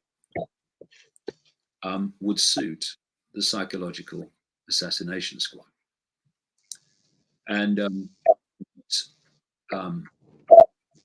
she said they did. And this is years and years and years ago. Like I say, well back in the 1990s, it must have been about 96, 97, something like that. They sit around a table, all these people, and they would take a picture of the person they were going to assassinate, and they would focus on it, and they'd all focus on heart stopping. What? Now, how does your heart work? Electricity. And by focusing on that image, they were making a connection, a frequency connection through that focus. Way. Start back. Start that again. Get back. Crazy. Please. I'm done. Power of psyche would suit the psychological assassination squad. And what she said they did, and this is years and years and years ago, like I say, well back in the 1990s, it must have been about 96, 97, something like that. They sit around a table, all these people, and they would take a picture of the person they were going to assassinate, and they would focus on it, and they'd all focus on his heart stopping. Now, how does your heart work? electricity. And by focusing on that image, they were making a connection, a frequency connection through that focus with the guy and with his heart. And then they would just stop it from a distance. This is what we do, because on the inside of the military, they absolutely understand the way reality works. And they are using it against the population all the time, while telling the population through mainstream science, oh, none of that's possible, it's mumbo jumbo and all that. And once again, we're back to frequency. If you can tune into the person's heart with enough power, then you can stop it. If you can tune into a person or situation, you can remote view what is happening in that situation. It's yet again this this position we have of mainstream science telling people what can't be done, and most of them believing it because that's all they know. While those ultimately behind mainstream science are doing every day what their mainstream science establishment is telling people can't be done. What can you do? But that's the way we are. Another question. He makes a good point there. That's what he just said there about the technology, saying that we can't do it and stuff, right? Yeah. But that's the same way how I feel, like how he was talking about what is Earth, right? What is this realm? And living on the inside of something, that brings me back to, you know, the technology with a Dyson sphere. You know, how they always ask the question, is it possible to live within a Dyson sphere? A sphere. Technology will have to be well advanced, right? Just like with the military and stuff like that. Okay, well, I mean, it's already pretty obvious that bloody, in my mind anyway, that technology is pretty much advanced. And that what we align ourselves within our minds with what technology is we just look, we're talking about junk. We're talking about garbage, right? Yeah. We're talking about garbage, man. Because the technology that's here is what is. I mean, as I learned yesterday, and I didn't understand it as such, that the Egyptian people had technology. I know they had technology, but when you consider that they had helmets on their head, that we look at those helmets and we don't actually understand them, but they were like what David Icke is talking about here. You know, exactly the same kind of thing, except in a little different shape. That's all. You know, but just being able to remote view something, you know, in a helmet, and realizing that the Egyptians were doing that shit, and probably using that helmet for remote viewing, all sorts of stuff. It's just, you know, it boggles your mind for the incredibility of it. But then you got to think to the point of, okay, well, that was then, and you know, everything's that we're doing now, we can see a lot of reverse engineering with experiments that show that that they're already doing that shit, bro. You know, and you know, like straight away. I mean, nothing new under the sun. It's already been done. Whatever we're going to, whatever is going to proceed from here on in has already happened anyway, right? The real technology would be being able to change that, yeah.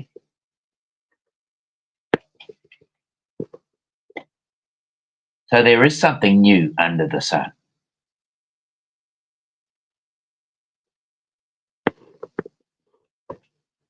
A lot of people beg to differ. I've always said there's new things under the sun, whether it's a new way of thinking or Yeah. a new way of doing something. Well, I mean, if you have infinite awareness, for example, and how much would outside influence affect that infinite awareness? I mean, is infinite awareness so infinite that nothing outside of that thinking would stop it?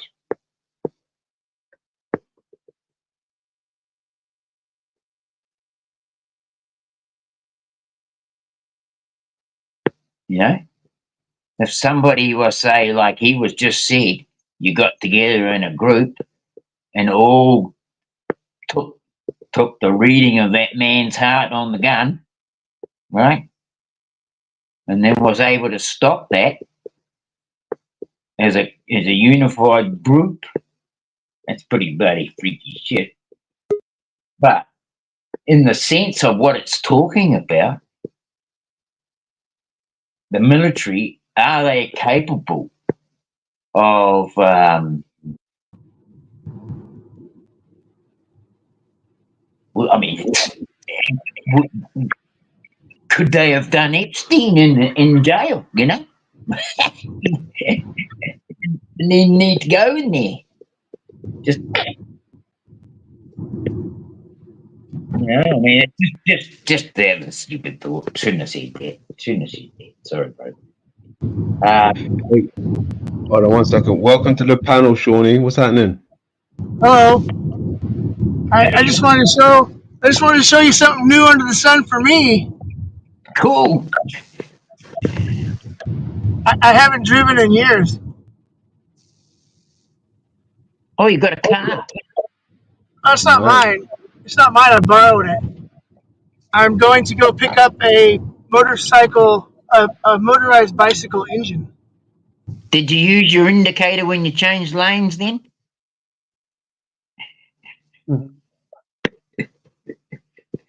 Careful. Sorry. Careful. Let's get back to this real quick. Nearly finished. From Yeah, I think I did about 10 left turns and about 4 right turns so far. Oh God, look at all that traffic. My God. What was I thinking? Where are you? I'm in Salem, Oregon. Look at all those those vehicles. I didn't realize that driving was nothing but back of vehicles. Like, okay, let's look at the back of this vehicle for half a mile.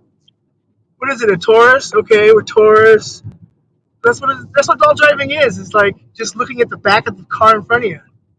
Yeah, it is. Yellow light. Ah, yellow light. Oh, was my rear tire in the intersection? I think that's the law, right?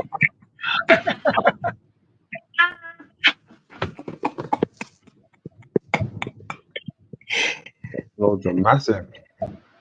Oh man, it's gonna turn yellow. Go, get in front of me. Ah, hurry. I missed the bike lane. Those roads look confusing. They have a bike lane right in the middle of the bloody highway. What the heck? What the hell? Look at me. He's quit looking at me.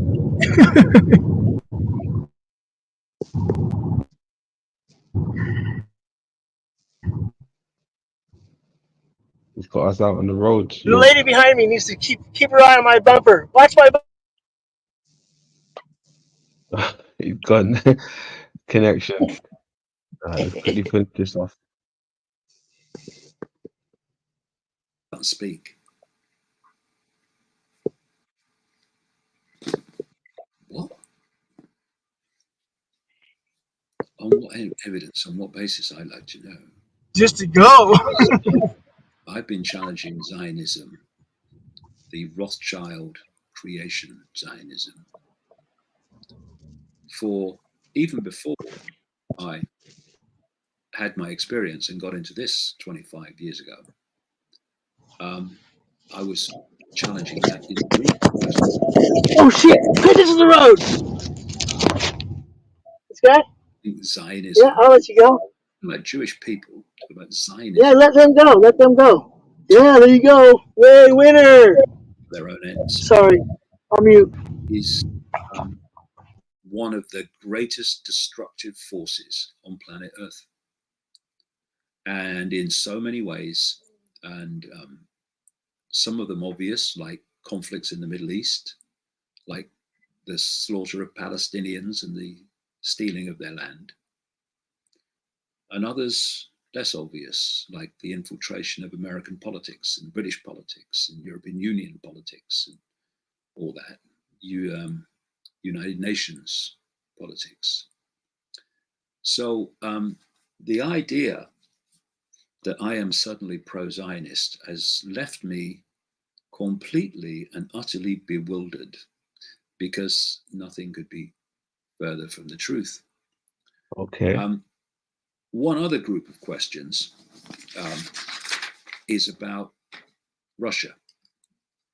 And there's one from Joe Magnuson. Is Putin really an independent leader or a wolf in sheep's clothing that they use as part of the world order game? From CM Thor Boxer. What are your thoughts on Russia fighting ISIS? Daniel Thompson, do you think World War III could start with all the chaos? And Sammy Lee, is Russia, or are Russia and China the good guys? Well, it's fascinating to me how it's unfolding in Syria, because I've been talking since the 1990s about the plan for a third world war involving the West against Russia, China. And it doesn't mean it will happen. I mean, that's another point, you see. When people say to me, I see they're doing what you said they'd do, I don't really take that as a compliment, to be honest, because the idea of putting this information out is to stop it happening, not to stand there saying, see, told you. And that's what, when I talked earlier about 2016, 27, 2018, that's the next stage of this, when we as an awakening, becoming aware humanity of the nature of what's going on, at least some of it, starts to impact upon it and stops it happening. That's the next stage. That's what we need to do through these years that we're talking about.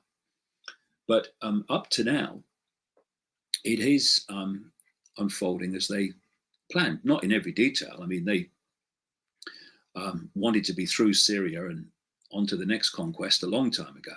And Assad has held on, and it's thrown a spanner in the works.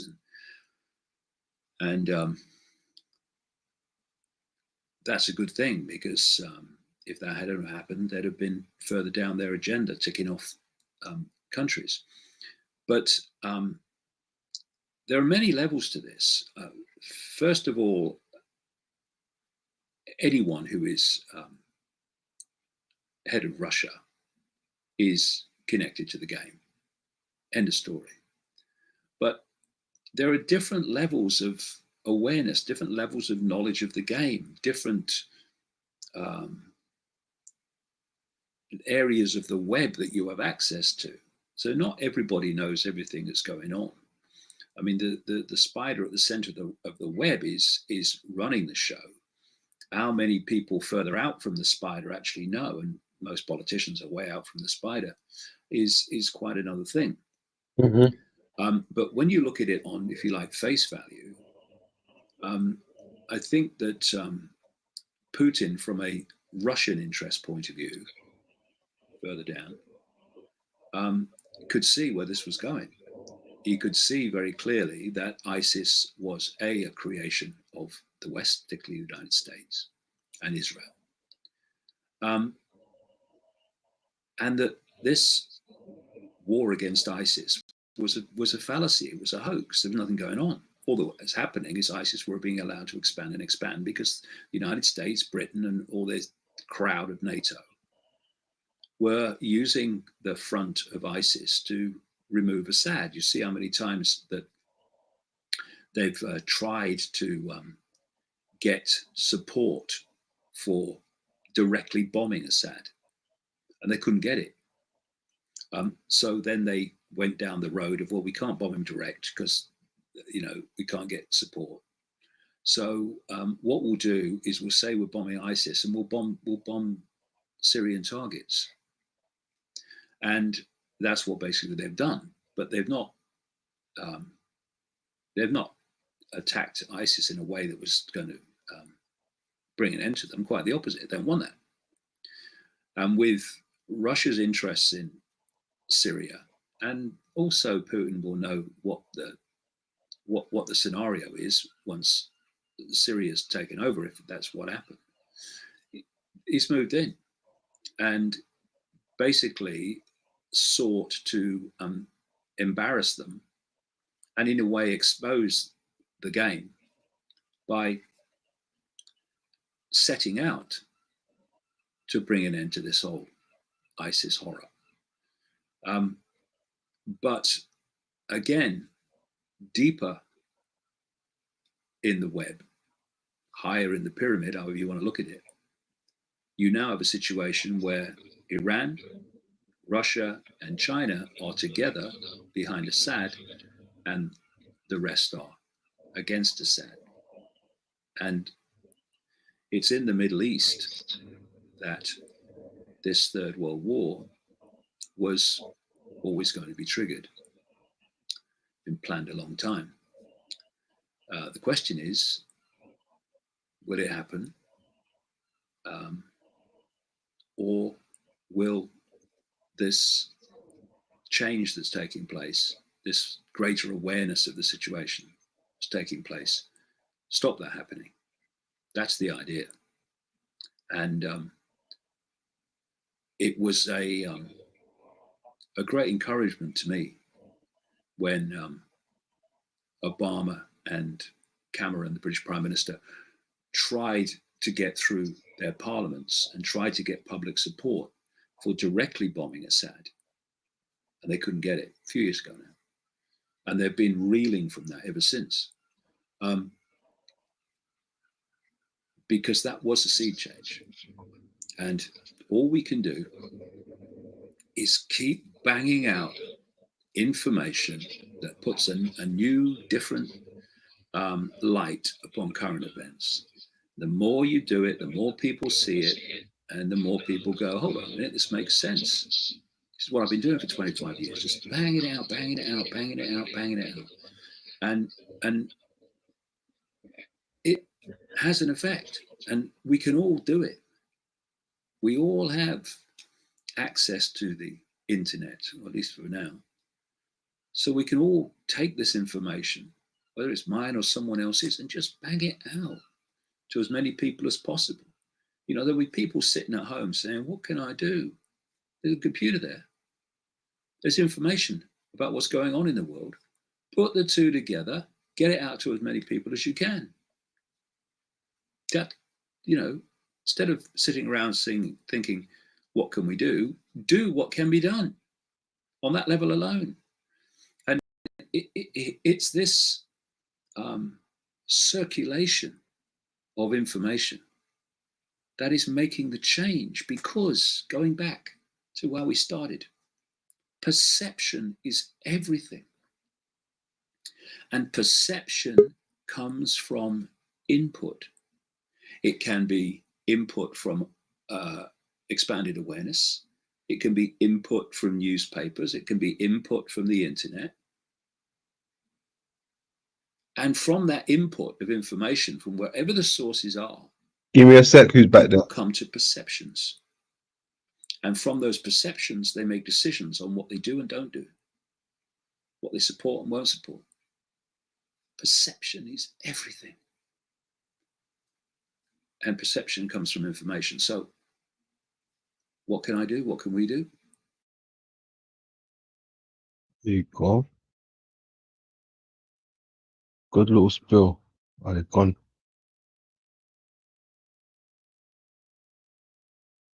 Good stuff. Good stuff. I think I needed to hear some of that.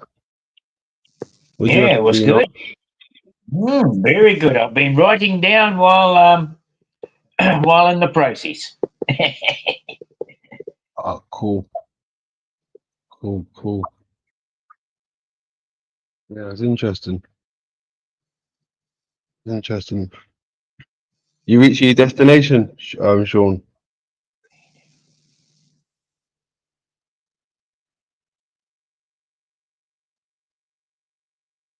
You muted? Okay, there we go. I went into Trader Joe's because I was going to show you a big mural of the.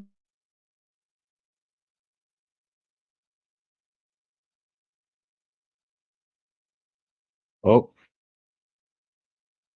frozen in time. I was going to show. Oh, Can you hear me? yeah, kind of choppy. Are you still there? No. And it's there was a globe in there.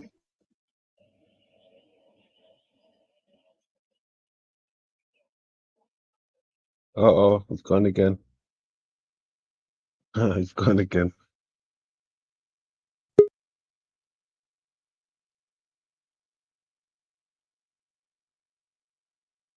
Eternal, what's happening? How we doing? Much love. Check 2. Got me? Hello? Yeah, you're back now. Okay. But I was in the area, Trader Joe's, and there was a big mural of the boat, the William McQueen, but they remodeled it all in there. It's all gone. It's all, there was a globe in there. The agenda has changed. It's more, it's definitely still Welcome to Salem kind of theme, but cartoonish instead of like actual Salem. It was like bunnies and, cartoons. Anyway, that was a bummer. Applebee's is up here. They have a mural. Maybe they still have it. But the place I'm going to is right up here. This is like my old stomping Oh, ground. the Applebee logo.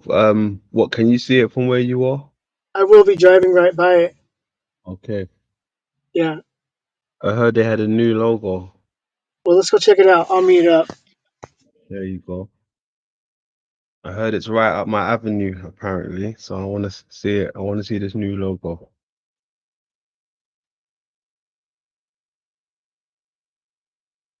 Yeah, 420 if you got that. Spark up.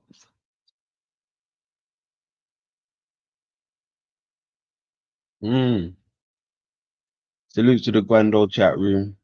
Much love down there. Much love. I see you folks. I see you folks. Salute. NPC in the building. Maximus, my brother. 313. Hugs to all the ladies in the chat. Divine Spark. No doubt CC's still watching when she can. She might almost be home.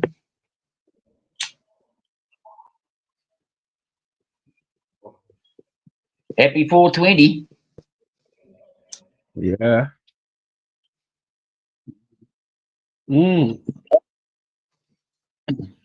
I've been seeing a lot of busting up going on with these flat earthers. It seems like they're not on the same page. wonder if you've been noticing. Yeah, we'll look at something. That guy, that Whitsick guy, excuse me, apparently been banned from the flat Earth community.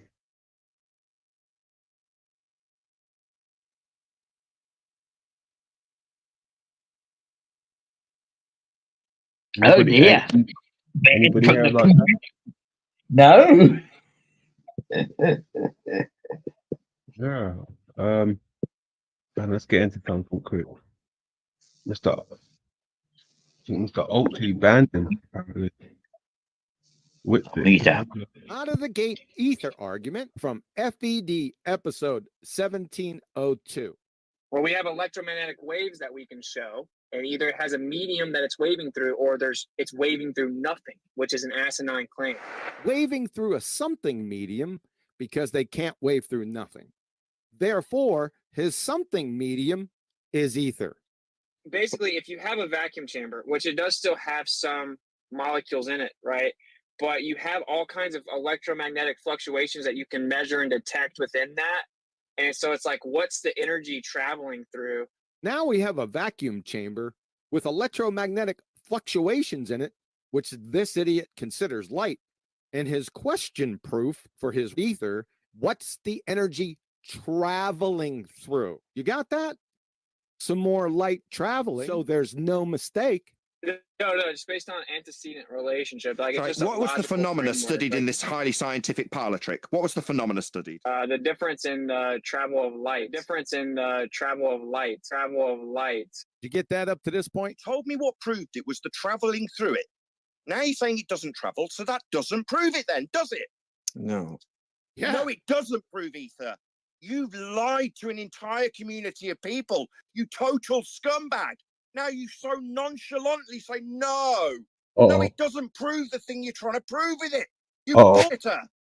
You disgust me. You're a clown, dude. Okay, so that's a straw man. What I actually It's your claim. Like fear in his voice, his quivering, tightening throat. He knows he's been caught in his bullshit lies. Yeah. Okay, so this is a straw man. My actual position is that You hear the fear? You're done. Can you hear how terrified this look is? That's because he's lied to all of you. Remove him from your lives. He'll just lie to you again, and he's about to lie to us now. He's just here to scam you out of money with his fraud about ether and how it travels through mediums. There can't be no thing. Liar. I've said light does not travel for many years, So it's long not before. traveling through a vacuum, proving ether, then, you lying scumbag. He's still here. Pack your bags and get out of flat Earth. You're not welcome, and I'll make that abundantly clear every time your name's mentioned. I'll point out your lies. Do you hear me? Yeah, he hears you. Go, get lost, leave flat Earth. We don't want deceivers here. We've had enough of them. That's why we left the globe. So we wouldn't be deceived by scumbags punting lies about ether. We double speak that when they're caught red-handed doing, they go, oh, well, no, that doesn't prove ether. No, it doesn't, does it? Yet making you an outright abject scumbag lie that doesn't deserve to be in the company of flat earthers. So get out. Damn. Where's this one? Banished from the flat Earth community, it looked like. I don't know. What's going on over there? What's going on? Like war. Get rid of the liars.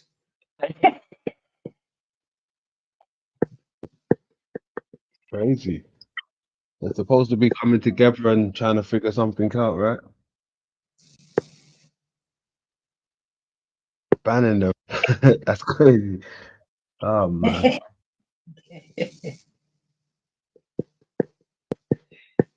I think he was also at the Flattoberfest as well. Sometimes buddy, it makes me laugh. London, Jordan. I mean, these groups, they almost have like a law unto themselves. Yeah. Right. You can't belong here. Yeah. Okay, I'm here. Blah blah blah. Right. I don't see anything right offhand, but here it is. Applebee's. Neighborhood Applebee's bar. Grill and bar. Applebee's Grill and So Bar. what were you expecting it to be as far as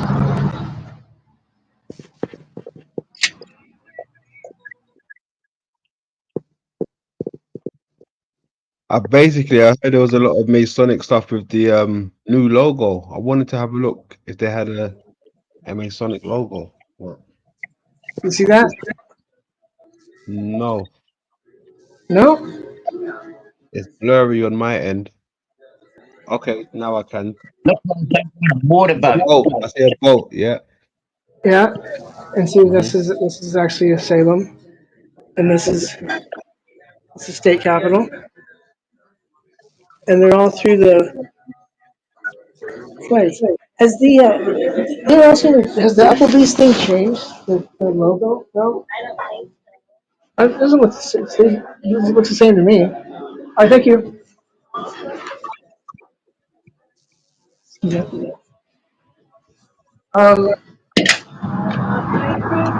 Anyway, so that was boots on the ground. I went in there and asked a totally normal question about their logo.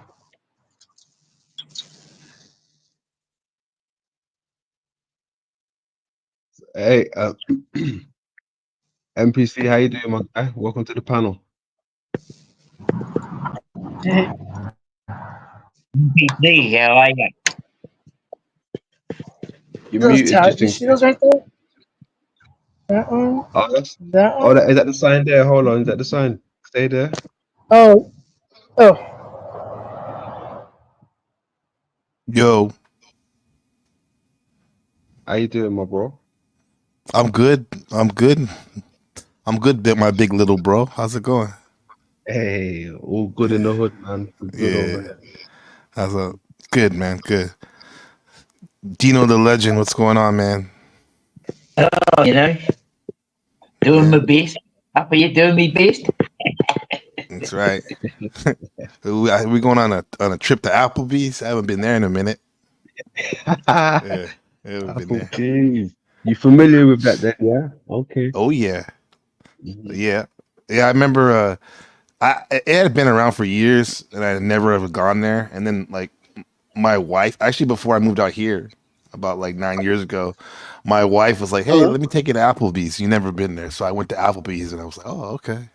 I've been there, done that, and that pretty much that was enough. That one time." Okay. What is it? Is it more like a food restaurant or strong drinks? What are we talking? I've never been. I don't know I what think it's like. it's a food restaurant, but it's like there's so many different franchises of it. It's like a big deal. Well, at least, right? There's a lot of them, and then they have this thing where I think a random fan was showing that like they try to brand themselves like as the neighborhood restaurant, right? Yeah. Like like this is the place you go to hang out and chill. Everyone knows your name, kind of like Cheers and whatnot. So yeah, but it's like total like corporatized and shit too. So that's what's the weird economy of it. Yeah. Is it But something? Okay. Do you guys have a Weatherspoons? Do you know Weatherspoons? no, I never heard of that one. I totally Hmm? felt that when I walked in there.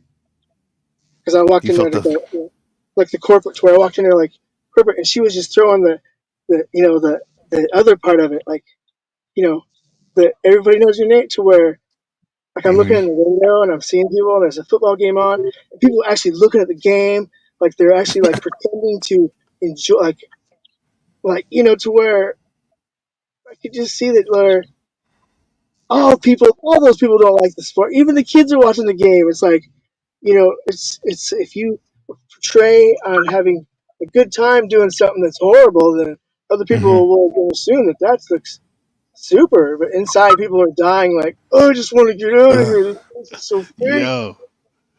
yo, that's a good point because it's so funny. I saw you guys were like decoding what's it, David Icke, and that Applebee's is a literally slice of life of everything fake that he talks about in a way. At least in American, like it's supposed. It'd be like if an alien came down to America and they were like, okay, how do I blend in and act normal? Let me get all the things I've been studying on in space, like watching the radio waves and TV shows throughout the years, and then boom, they created Applebee's. Right there, That's that what lady, they did. she wore an outfit. She could be an alien, and she could be Look at her. disguised as the deliver, the drive up, deliver, to where, see, Yeah, pick that's her. six. She could be an Yeah. alien undercover, and the grandpa's like, hey, grandpa brought Applebee's home. There's eggs Right. in it. Glitches. Eggs like oh shit, yeah. So, That's I like need to Divine get, Spark 313's right. Chain gang, of course, like the chain franchise chain gang.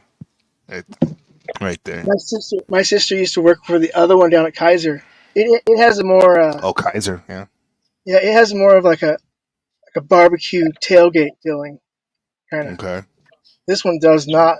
You do not tailgate here, but you still, you can like pat, slap your uncle on the back. Hey, what's up? Oh, I don't know you, but this is what we're doing, right? This is the feeling that everybody is showing me in their faces. Hey, Steve. I'm not Steve. I don't know you. Oh well, just everybody looks so cheery and happy. And what's on the Yeah. game, folks? Yeah. I need to call the guy about the engine. But I don't know. I wanted to instigate the conversation when I heard nothing new under the sun. As I'm driving in traffic, and going, nothing new. 5 o'clock traffic is always new, and especially when I'm out there, just going by, and now I'm like one of them. I'm a You tailgate watcher. I watch the you back of the just car did now.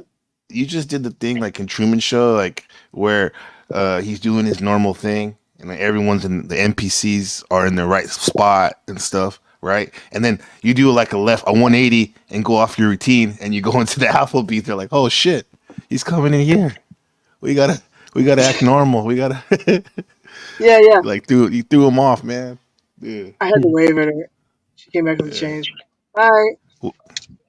What'd you ask him? Like you asked him about a mural or something? Basically asked them if they'd been Mandela, but I didn't say it like that. I said, "Is the logo been changed?"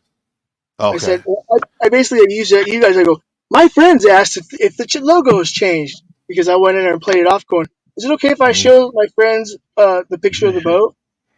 And then I showed you the picture of the boat to where I know, like how you said, playing the part. Like I in real life, I always forget. In real life, what is real? Mm-hmm. On for some reason. You're muted, but you're not muted. That's strange. Like, don't talk about that. Hold on a second. I'm saying too much. Oh, Quato. Mompla. I would see. That's how I got introduced to David Icke through him. Okay. Yeah. That when he was talking about that African stuff. The Matrix 5. Next 10 years, say it would rise to 105% of GDP over the next 10 years. This is a common eye glitch that gets captured in videos, I've noticed. Very strange. That's fake. Yeah. In his life. Anomalous glitch.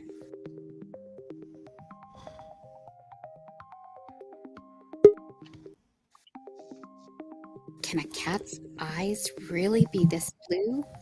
Or is it an anomalous glitch? Or is it a Photoshop?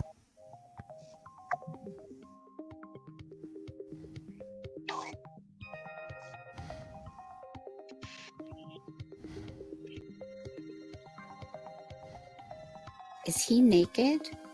No, she's wearing No. shorts. That's her bare leg. Oh my God. This. Oh, what's that? Matrix code.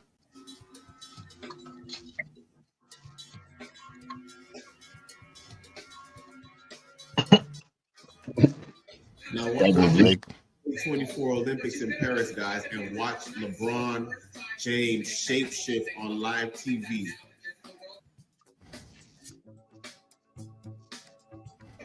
Look at his eyes. You see the reptile eyes right there? uh, I don't know about that. I don't know. that's a digital glitch maybe from the because it's raining and they're shooting a live broadcast. Yeah, there you go. Yeah. Now, that's weird right there. What is going on there? Yeah. Let's see what we can do. Pretty clean. The slow motion reveals what is probably a false film that is covering the eye and being removed by a string. What do you think?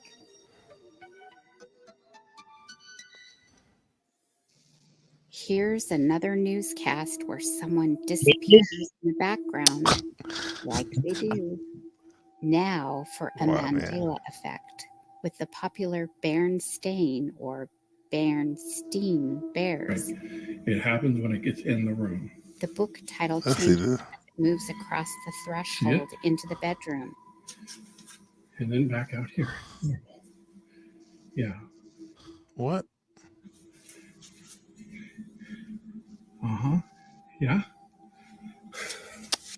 And then normal. I don't. This just creeps me out, man. I don't even like to be in this room anymore. But I sleep in here. I mean, look at that. He sleeps in there and reads the book. He has no children. Right there. Anyway. Seems just a little suspicious. What do you think?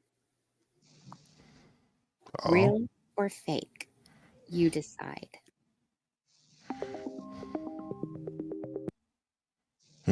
Go. Definitely makes you ask some questions. Definitely. It does indeed. It does indeed. It does. Especially with this simulation theory that's floating around. Yeah, that's the one of the only ways I would give it merit would be because of that. Some of those things that happen, right? Yeah, the glitches especially, huh? Yeah. That's good. Yeah.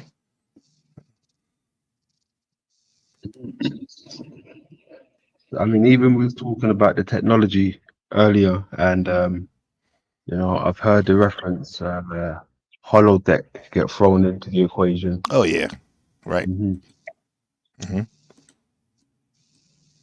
It's because the reason I started using that terminology was from a few years back when I started interviewing some of my acquaintances and some of my friends about their mushroom, for example, their mushroom trips or DMT trips, and that's a phrase that they more than one of them used when they were experiencing glitching out while they were high. It was like a holodeck where they started off before they went to wherever they went to. Yeah. Yeah. A holodeck. Yeah. I wonder if I mean that's wild. The holodeck though. What? I've only seen that in movies. What would that even look like? Star Trek. Yeah, I mean, just the thought of it though, like it's like I would say it's like a green screen. Like you could put up a Star Trek holodeck, and it'll show you. I mean, I think that's what most people are referencing. Yeah, but it beams you to different places, right? Yeah, but where you start off is like it looks like a green or gray screen behind them, and then then that's how they get beamed down. They like digitize or something like that. Let's look. All of it. Yeah, it's interesting. think it's a my league of thinking, but yeah. Oh, that's what it is. It's it looks like the grid pattern. Here, I'll put this in the back chat. Now, mind you, this is a old Star Trek. I mean, a newer Star Trek, I guess, in the scheme of things. Here, it's in the Even private when chat right now. I hear of the word, holodeck. I've heard This of is it. Hollow Earth, Hollow Earth, holodeck. Yeah.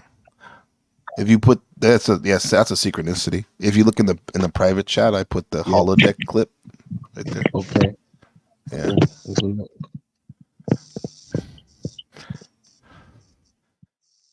And then what you're looking at is kind of like the DMT grid pattern that we see sometimes. It was smoother, more metallic. Computer, make us a metal table. Yeah.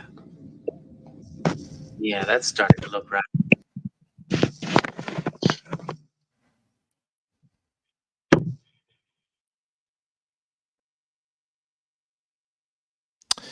Take that back again. That grid pattern is what they're referring to, I believe. Made of wood. The grid pattern. Yeah, you see the grid pattern around them? Yeah. Yeah.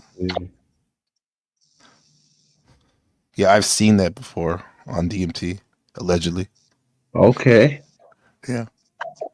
Okay. I mean, do you think they could have been like projections, like lasers, almost like? Could be, yeah. I mean, my thought of it is that when we smoke that or ingest the tryptamine, either it was psilocybin or DMT, what you're seeing is the surface reality getting pulled off, and you're seeing the inner workings of what's reality is, and those grid patterns.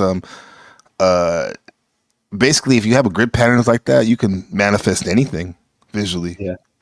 It's easy to draw stuff, for example. Yeah. Yeah. You know, it's wild. Not too long ago, right? I've seen these people using these type of lasers, right, in their homes and other places, right? But they was able to pick up like numbers within the ether. Have you seen that? You said they were picking up numbers in the ether? Hey, this is. Can I interrupt you guys for a second? Yes, sir. What happened yesterday is because of these bloody pinches of nerve pain, I'm getting a bloody tempted to take a couple of Panadol right now. I'm thinking, geez, that's getting beyond it, right? But yesterday, I was I'd had a couple of Panadol. No, I hadn't. That's right. I was leading up to the same sort of situation, and a migraine headache came on to me. And has anybody ever experienced migraines? You know, you get those sort of squiggly lines, right? Mm-hmm. So anyway, what happened was these squiggly lines, they actually started to have a pattern to them. And instead of like, I was thinking like, normally people go, fuck a migraine. And then the last thing you want to do is look at those fucking squiggly lines. You think to yourself, you need a bloody pill and you need to get the shit out of your mind, right? But I thought, nah, fuck, I'm going to look at this, right? Because I've tripped on mushrooms before and I've done a bit of LSD, you know, thinking to myself, no, I can handle this. Let's have a look at what's going on here. But as I sort of looked into it, I actually got a pattern coming out of it, right? And I thought to myself, where have I seen this pattern before? And it's uncanny that we're actually talking about this at the moment, but I think I've seen that in trips before, right? Yes, sir. And so when I thought to myself, this is how you're going to handle the migraine, I didn't even get going, you know, I mean, I went and had Panadol from that. But the migraine itself, I felt like I identified with it somehow, and it just didn't give me a fucking headache, right? Just didn't give me a headache.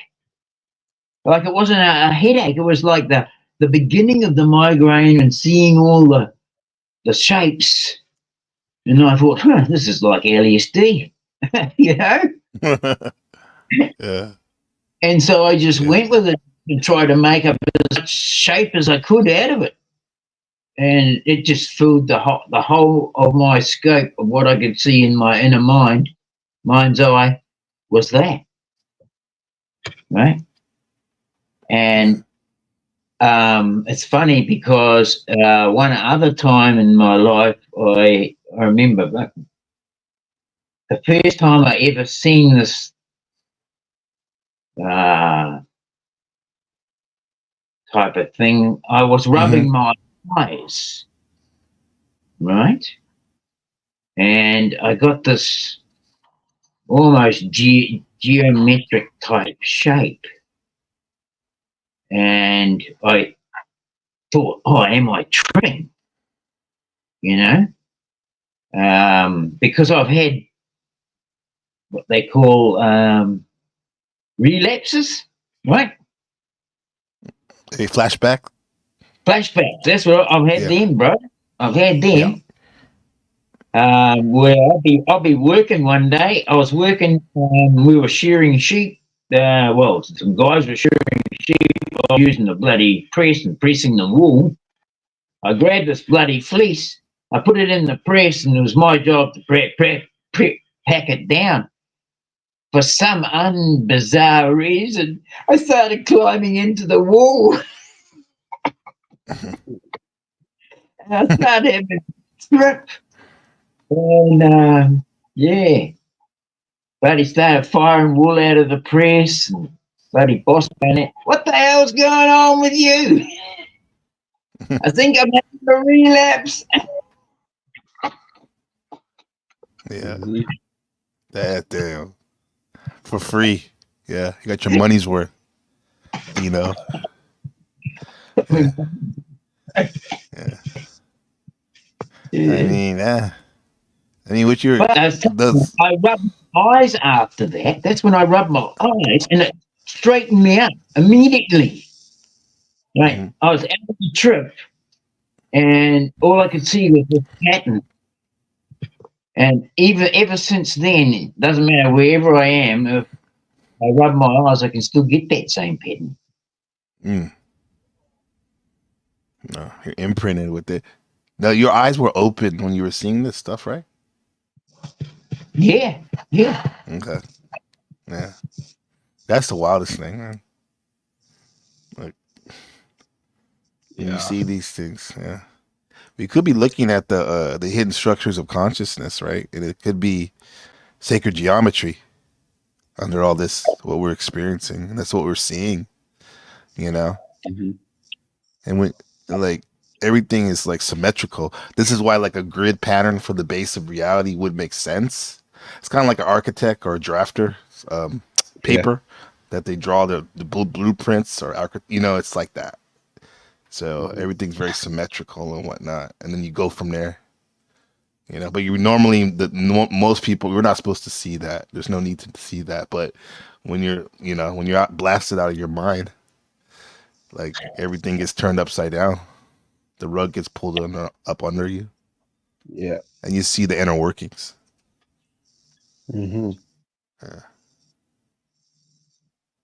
Yeah, I think there had been a few people spoken about the construct, the inner workings, once the veil's been lifted. The veil. Yeah.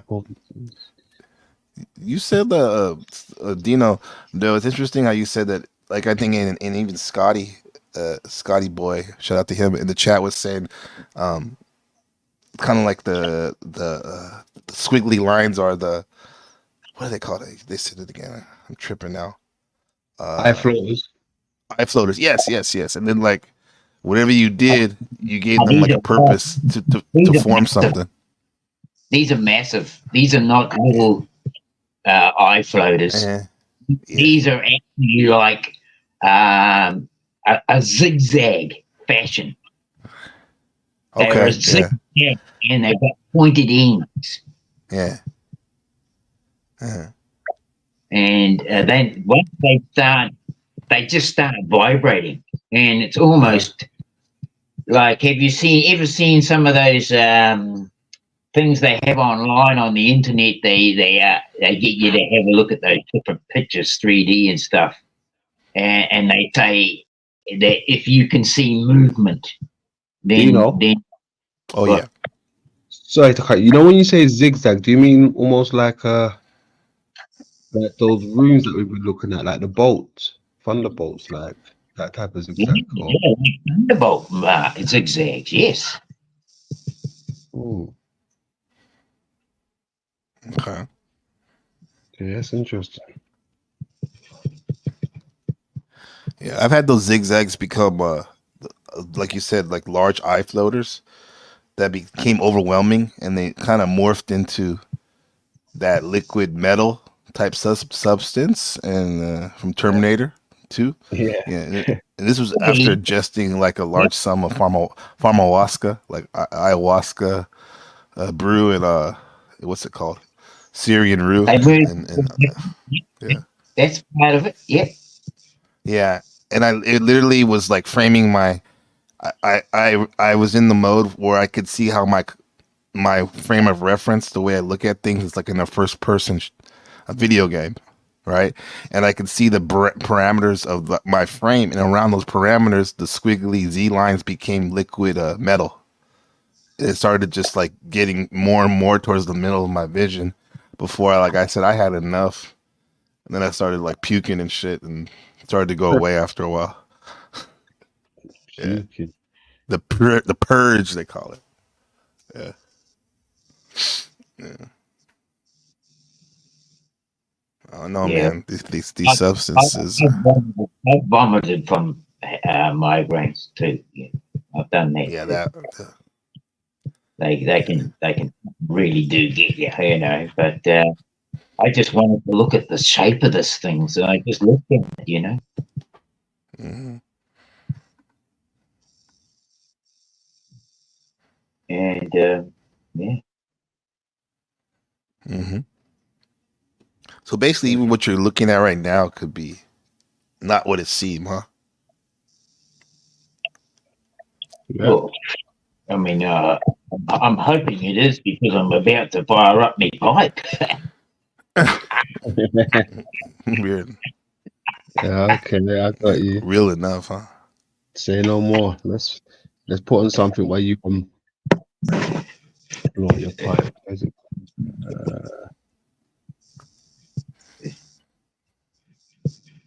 There were police officers who would pull you up on the street and say, listen, you fucking nigger, make sure whatever it is, blah, blah, blah. If you're not complying right away, if you're not looking down and showing deference to the uniform right away, you're getting battered.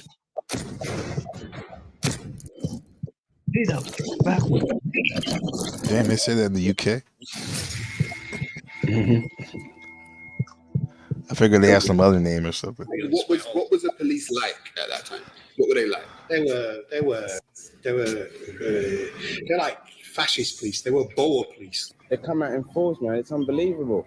It's unbelievable. You wonder what they're doing there, and they're just sitting there doing nothing. When they see the little kids in bunch, they think they're going to commit crimes, and they stop them and have a word with them and see what they're doing, but they're not doing nothing. But it's just that there ain't no clubs open or nowhere, so they just walk the streets. And the police think they're going on with wrongs, but they're not going on with no form of wrong. They were police officers who would pull you up on the street and say, listen, you fucking nigger, make sure whatever it is, blah, blah, blah. If you're not complying right away, if you're not looking down and showing deference to the uniform right away, you're getting battered right there and then on the street, and then slowly in the van and batter some more. When you get to the police station, they're going to kick you all the way from the van to your cell. On Monday, the only visible policeman in Railton Road itself was the Home Beat officer, PC Elliott. Witnesses to the Scarman inquiry testified that Home Beat That's my officers were hometown. known and liked on the front Oh yeah. line. Good morning, officer. How are you? I'm all right. So you had actual issues like that with the police yourself? Regularly. regularly. What's it called? Homeby? In about the late Oh, 70s, Brookston. 76. There was a mild uprising in 76. People didn't get caught on history. But we went out wilding in 76. Not to the extent of 81 and 86.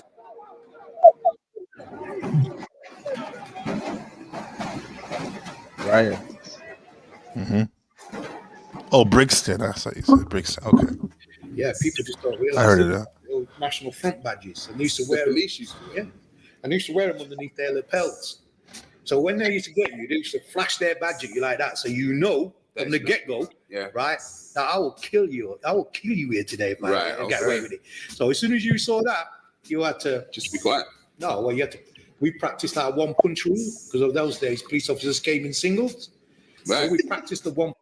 Yo, did you hear that? He said we have to practice, and he goes, "What? Be quiet." He said, "No, the one punch rule." Like they basically said they're knocking out the police if it's one-on-one and they're running. Right? That's what they're saying. Listen, one punch rule. It's that one-punch rule because of those days, police officers came. I will kill you here today if I get away with it. So as soon as you saw that, you had to just be quiet. No, well, you had to. We practiced our one-punch rule because of those days, police officers came in singles. Right. So we practiced the one-punch rule so you could. Yeah, well, just like that. Then dealt with it. 100 meters in like 9 seconds now. 12. You said that was like the he's about to say it. Yeah, Usain Bolt. That's how they practice their athleticism. That knock a man out and gone later. That's Track star. Do the race. Do the race.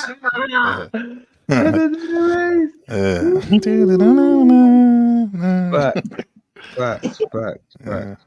They got no gun though, right? Back then, not all of them had guns. No, not all of the police had the guns. That's why you can get away with that. Yeah. Nowadays, bro, they'll shoot your ass. Exactly. Yeah. Punch on.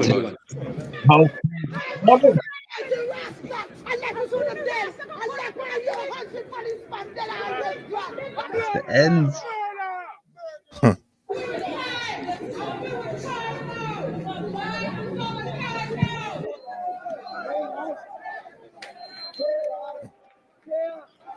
That's 1981, huh? So that's how we used to defend ourselves against. Because we're talking about police force now. As institutionally racist back then as it is now, what would you say?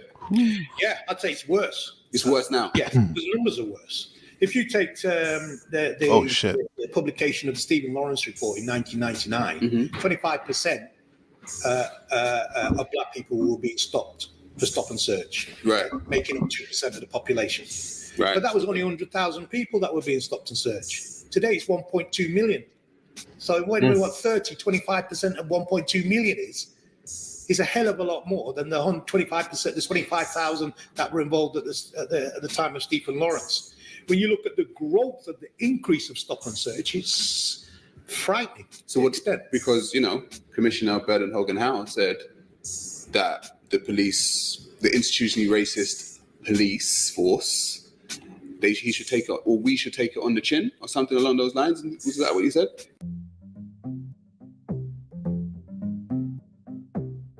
There it is.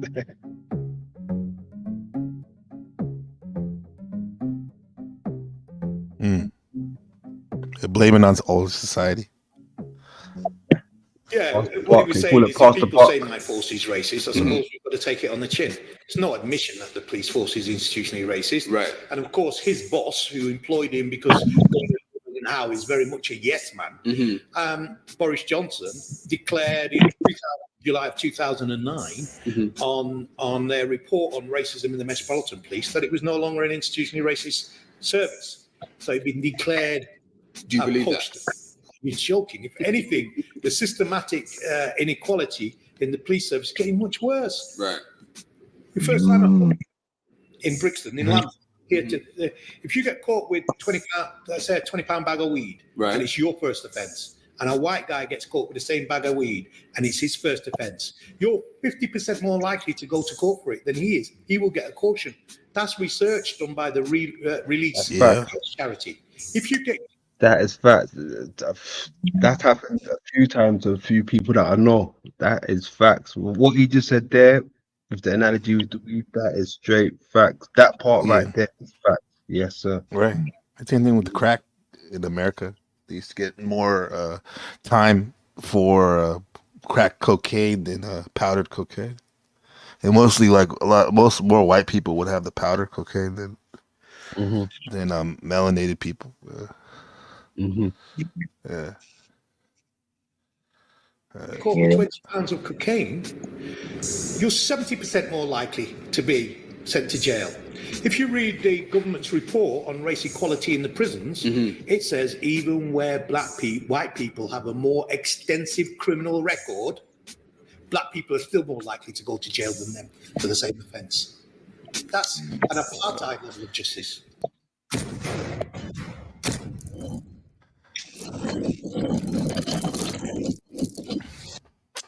That's why my auntie Carol would say, when we come and go visit her at her job at Macy's, it's a mall. It's a big clothing store in America chain, and we'd be wearing our hat backwards and like baggy clothes and shit. She'd be like, "Hey, you boys need to, you need to get it together and look sharp because as African Americans, they're looking at you already like you're already criminals and stuff. So you have to go 150%."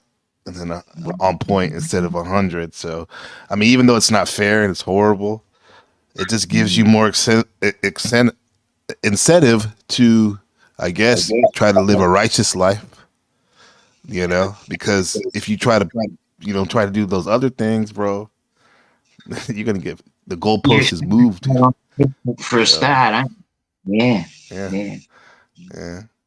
But I guess some people feel like that's the only way, though. I mean, but it's not fair if you get caught. But yeah.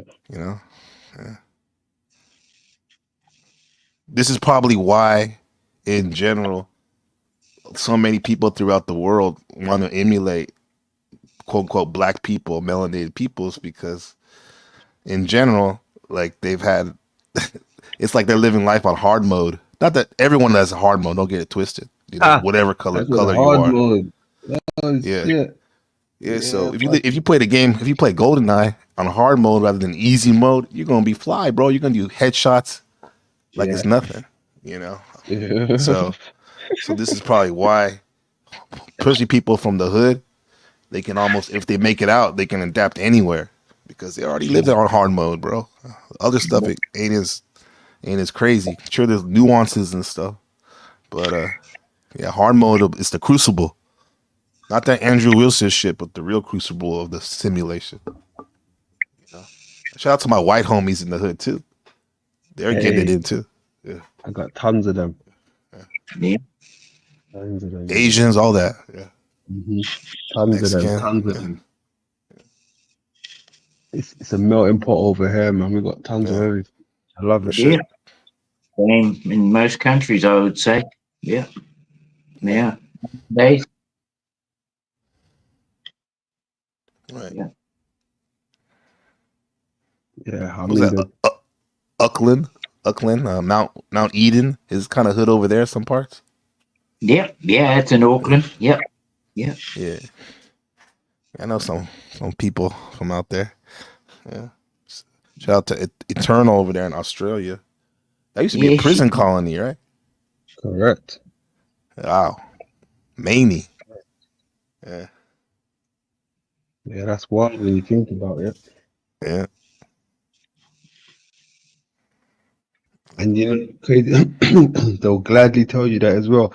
It's wild, right? Because sometimes I think about, like, why would they tell us their bad ways? Like, if I wanted to take over, a construct, I wouldn't even tell them the history. Like, I'll make it out like this was all good. Mm-hmm. They're telling you what they was doing to us, and they're still allowed around us. Like, we're still praising them and shit. Yeah. Even though they're telling us, hey, I slit Auntie's throat. Hey, I kicked Daddy off the bridge. Hey, I built your whole family. But that people still praise that shit. Like, What do you think that comes from? Strange way of thinking. I don't know. That's the thing. I mean, where did wickedness even stem from? What is wickedness origin? That's what I'd like to get into. Or is it always in us? I mean, are we suppressing wickedness? Is this what they've got us twisted? Have they like somehow manipulated us to think that we're supposed to be good and we're suppressing the wickedness? Mm-hmm. Yeah. Well, that's the thing. I heard people made that argument. My homie on code, he will say that animals in in nature, they don't do evil things per se. But I mean, that's one way to look at it. But you're telling me that like a troop, a pride of lions, there ain't no asshole lion that all of them hate because they're fucking mean or annoying. So like you said, like where does evil come from? Is it a nature thing, or is it when man started to really think about things, was like, okay, these are morals and ethics, this is what's considered good and bad. Mm-hmm. Yeah, well, that's a good way of putting it there, NPC. Definite. So answer. She got them in the sneakiest, hollowest eyes. Yeah, all the above. All of the above, yes, sir. Yes, sir. Tech talk in the building. Yeah. Yes, sir. Oh man. Hey, what did you manage to keep the new joint? What's that? MPC. What'd you say? Did you manage to catch the new one earlier? Oh no, I didn't. Yeah, I meant to watch it, but I fell asleep. Yeah. The social You can do that we it. played. No, I didn't watch it. I wanted to watch it. Yeah. Oh, I didn't okay. watch it. Yeah. Actually. That's it. All right, get it cracking for you. Oh yeah, why you do that, bro? I saw something that was interesting. We're gonna talk about this shit for a second. You know the great demon slayer, is that his name?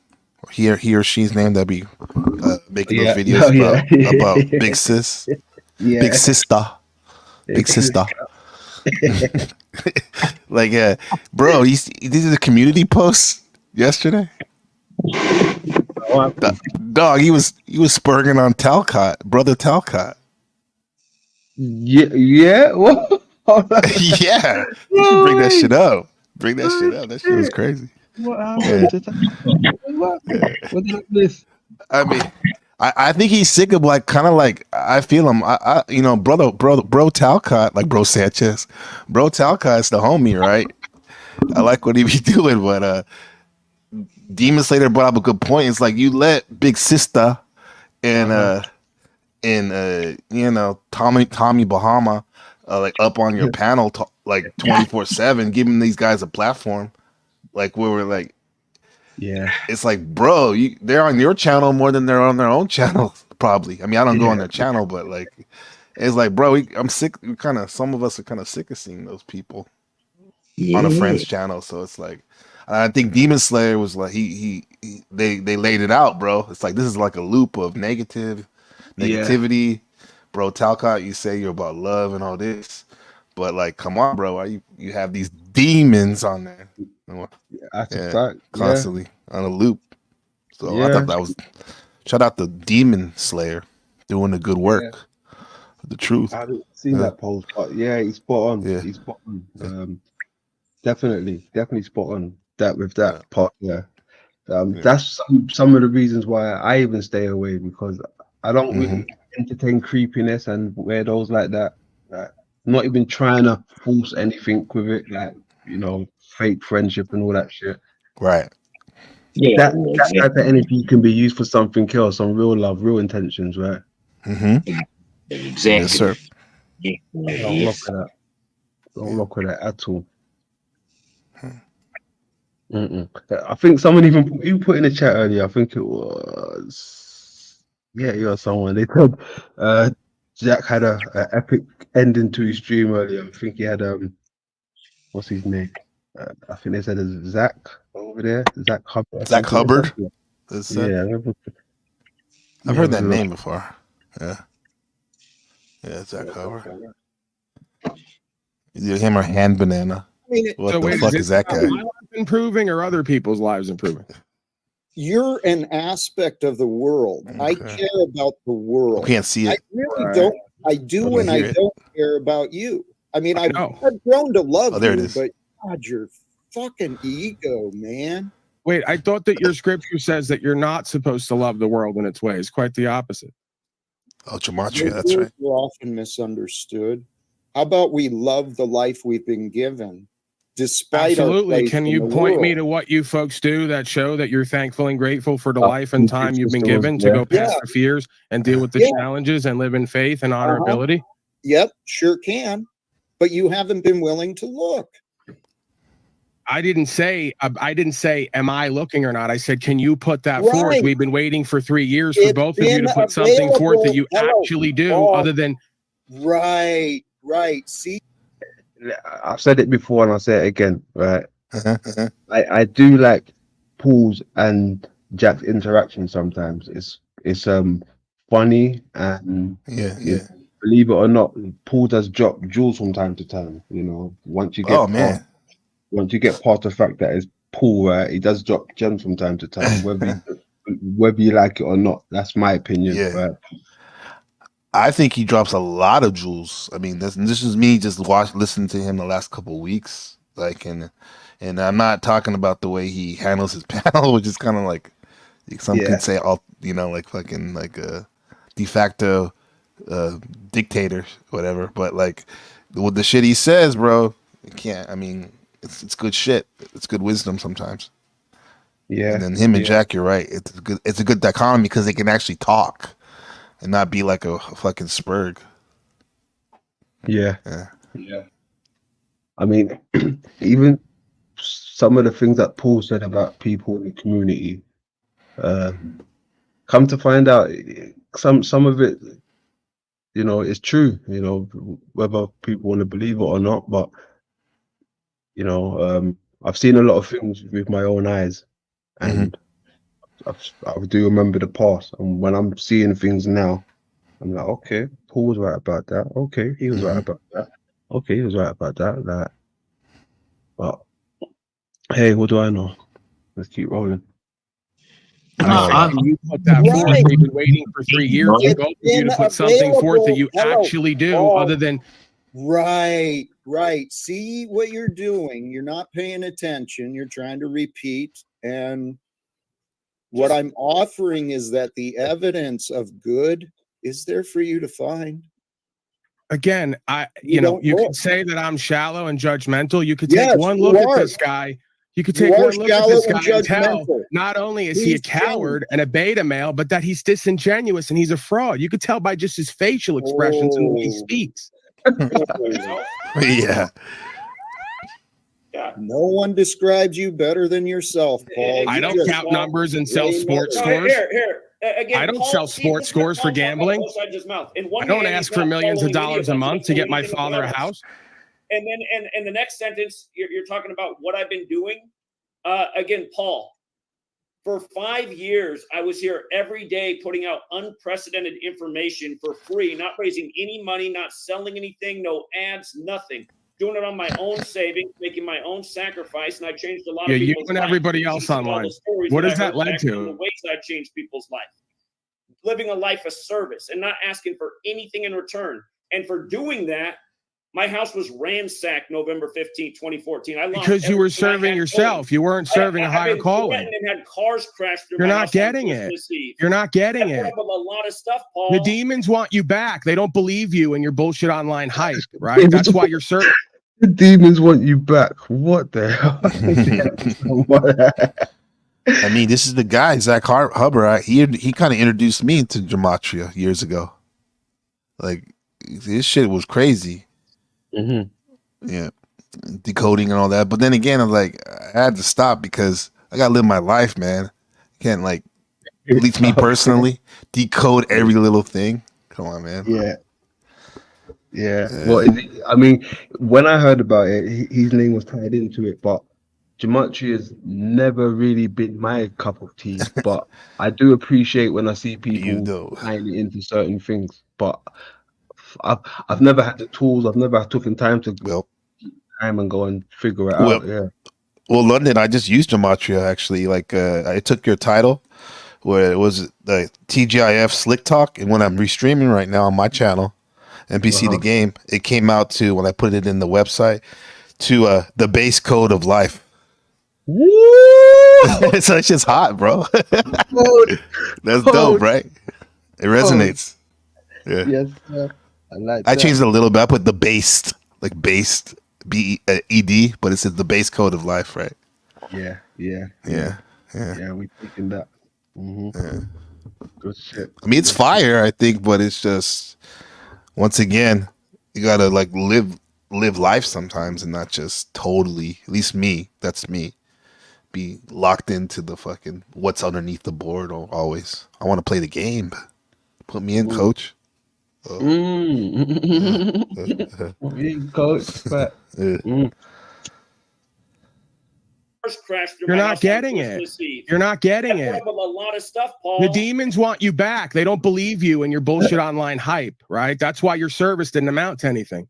Because it was self-indulgent. You proved that long term when you switched your whole setup to pay me monthly. I got sports scores for gambling. You even admitted on my broadcast that your woman told you make some money or she's gone. You admitted that. That's not what So I you're said, a simp Paul. trick. The Babylonian I didn't harlot say, Jezebel got gone. you. No, that's You not what I didn't said. pass Paul, the test. You shift failed. And ever everything. since you think because you got some money and a few thousand viewers. Paul, you try to shift the truth of things and then put it in your own perspective, which is dishonest.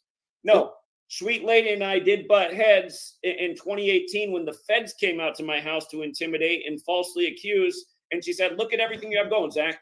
You've had everything stolen from you. You've had the house ransacked. Your profession won't hire you anymore. You're blacklisted from teaching. Now you got the feds coming out here and threatening you. She said, you got to switch something up. I said, what do you think about monetizing the sports work? What should we see? And she said, well, you can try that and see what happens. That appeased her. That didn't mean she was out of here if I didn't do that.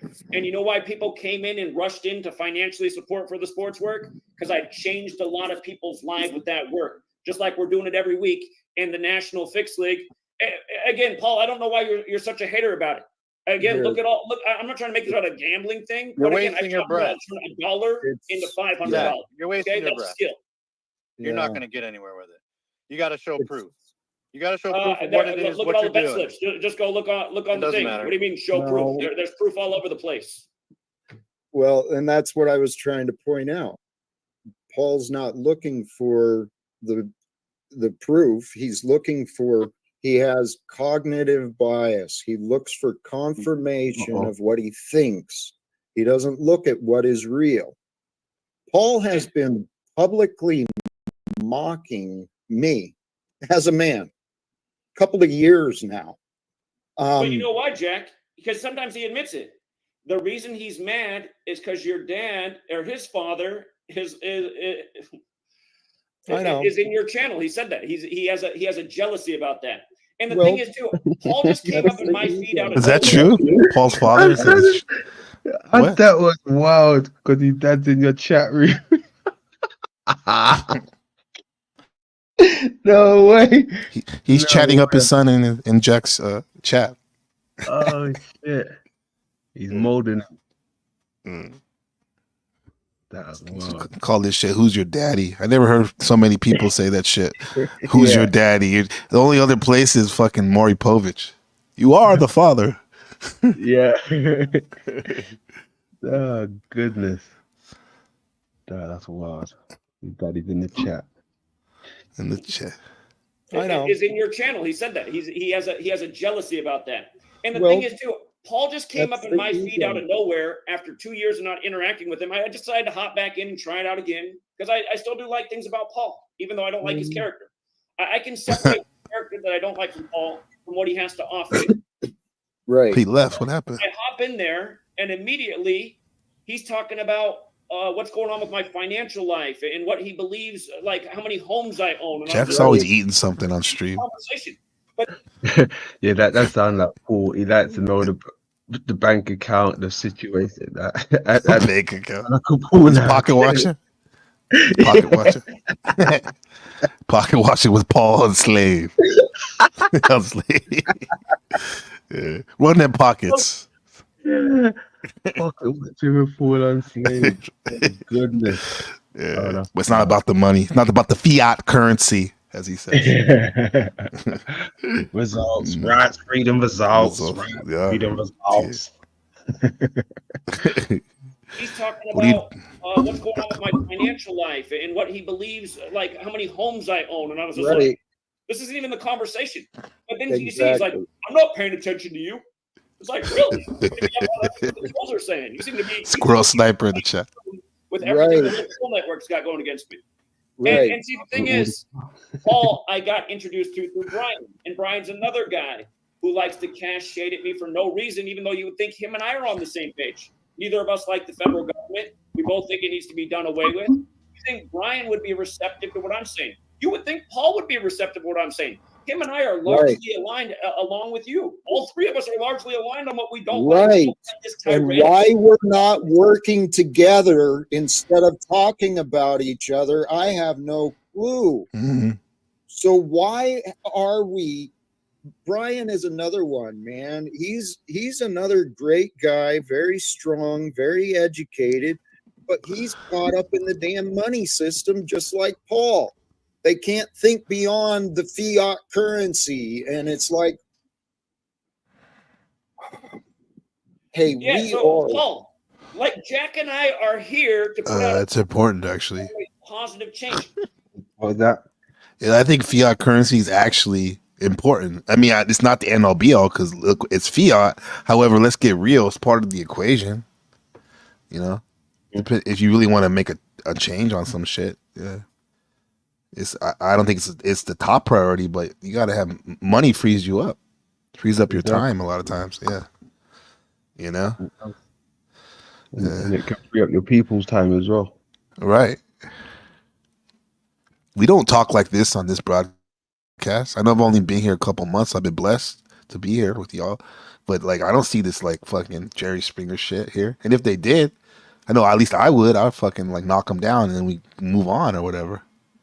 But these guys are just on the loop de loop, figure eight, and getting hyphy.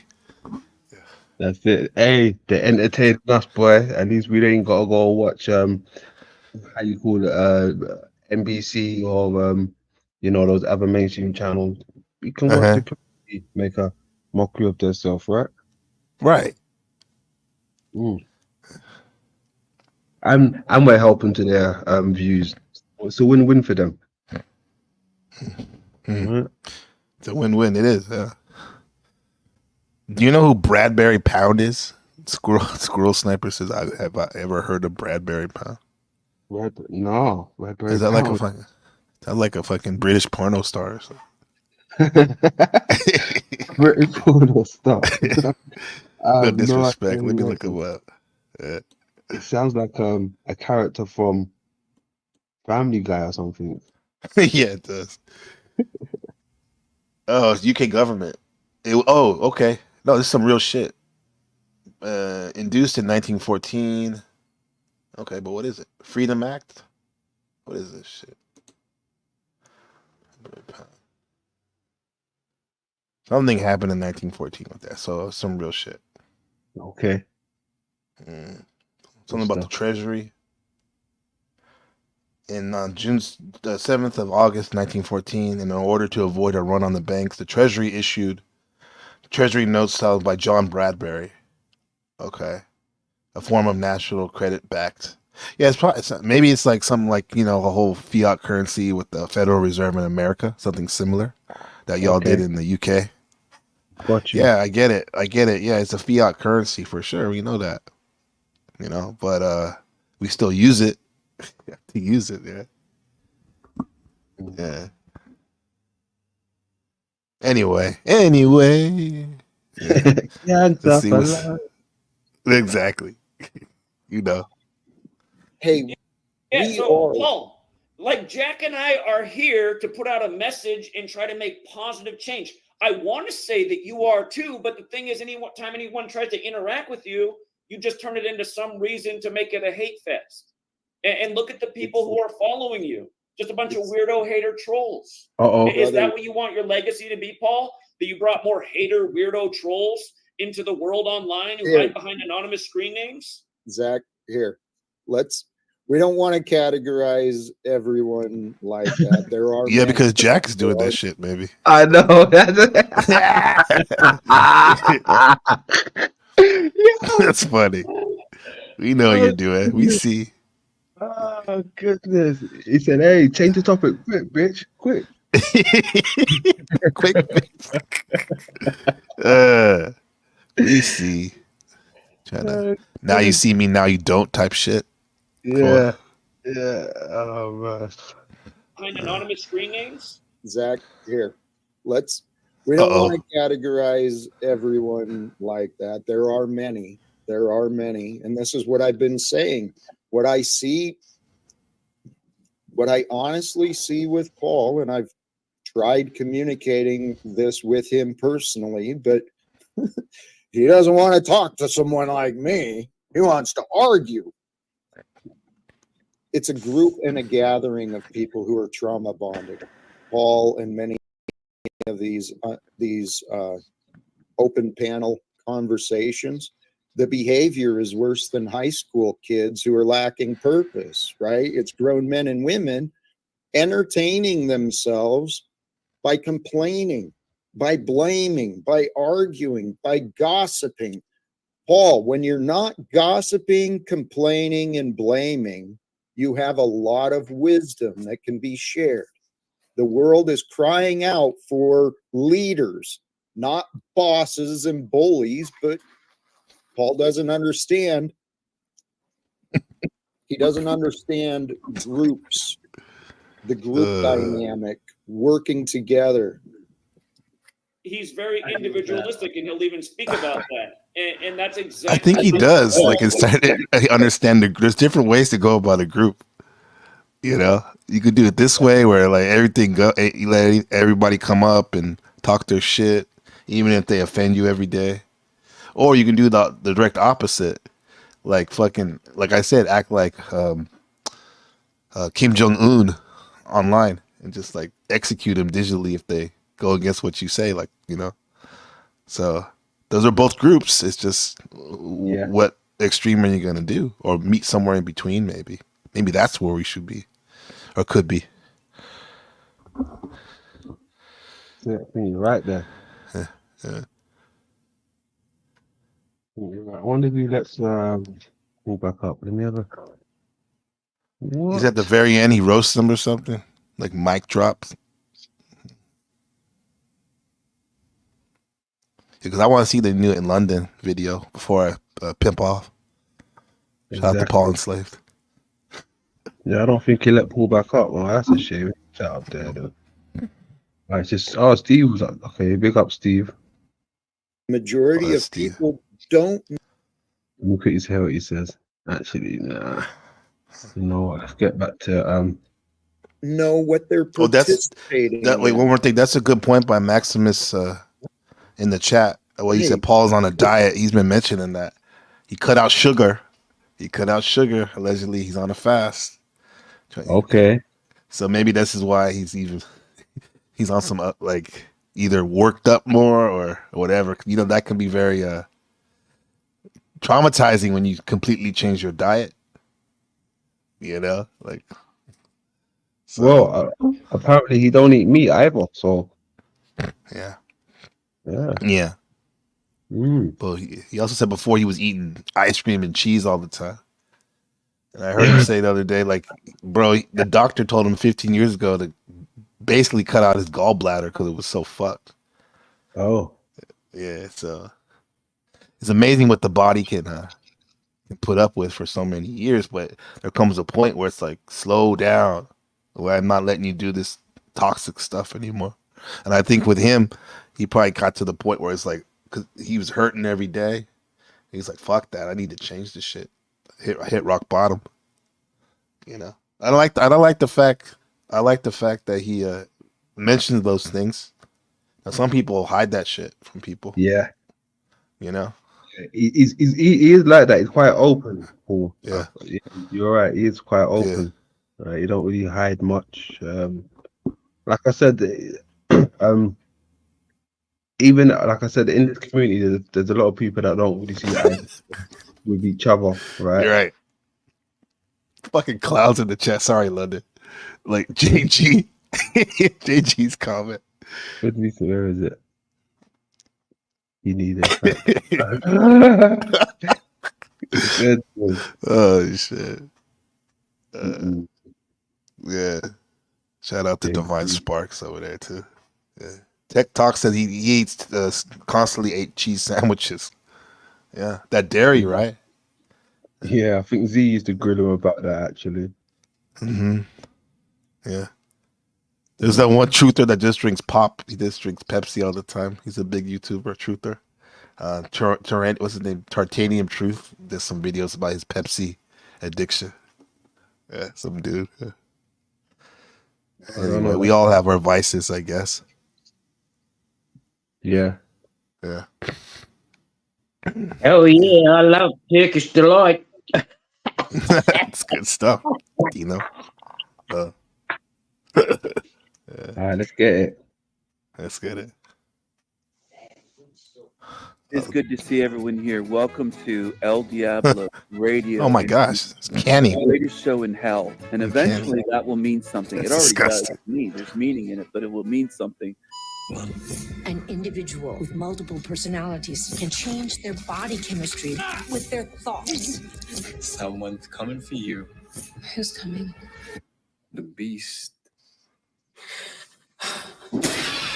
The beast. The beast. The beast. That was Grace Thorpe.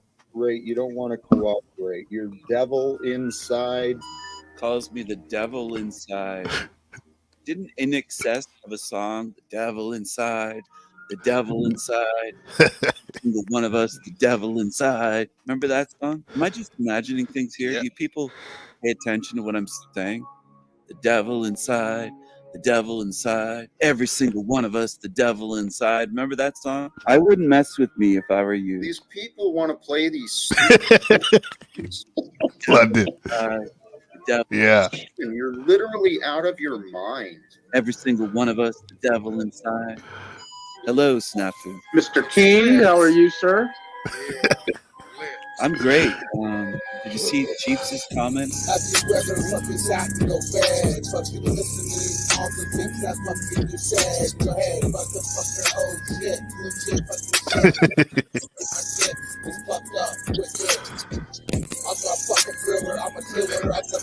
Damn.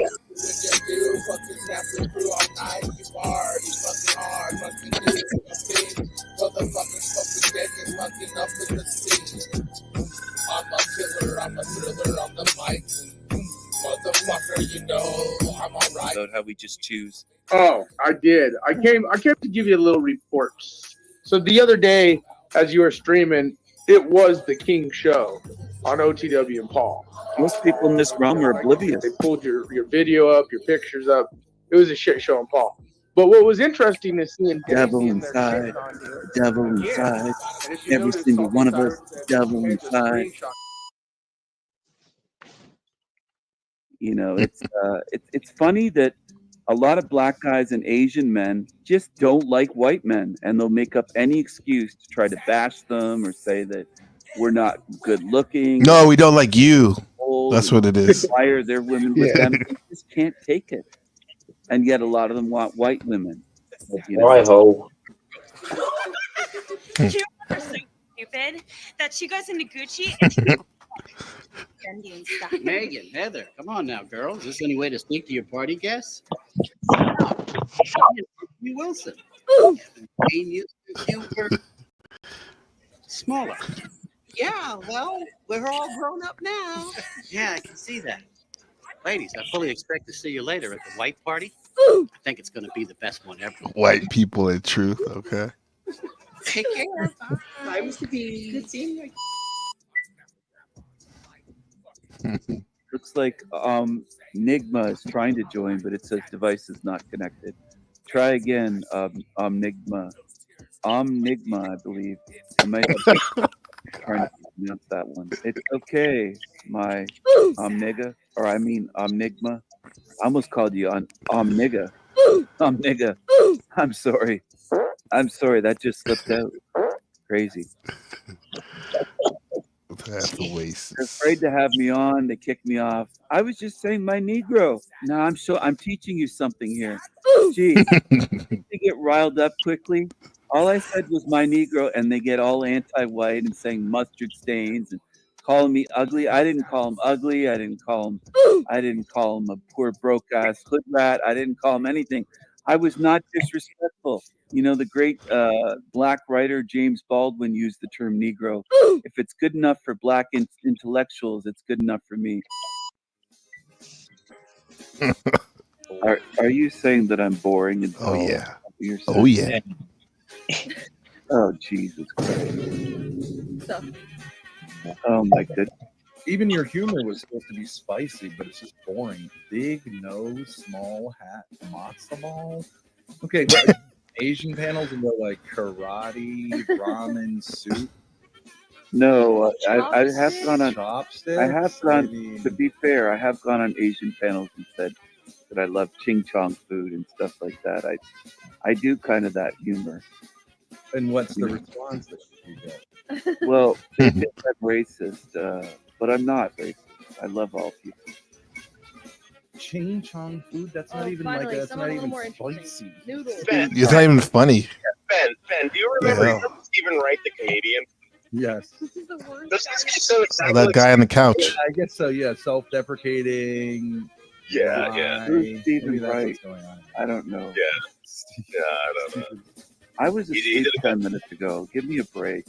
I was asleep 10 minutes Give ago. us a break. Wake up first.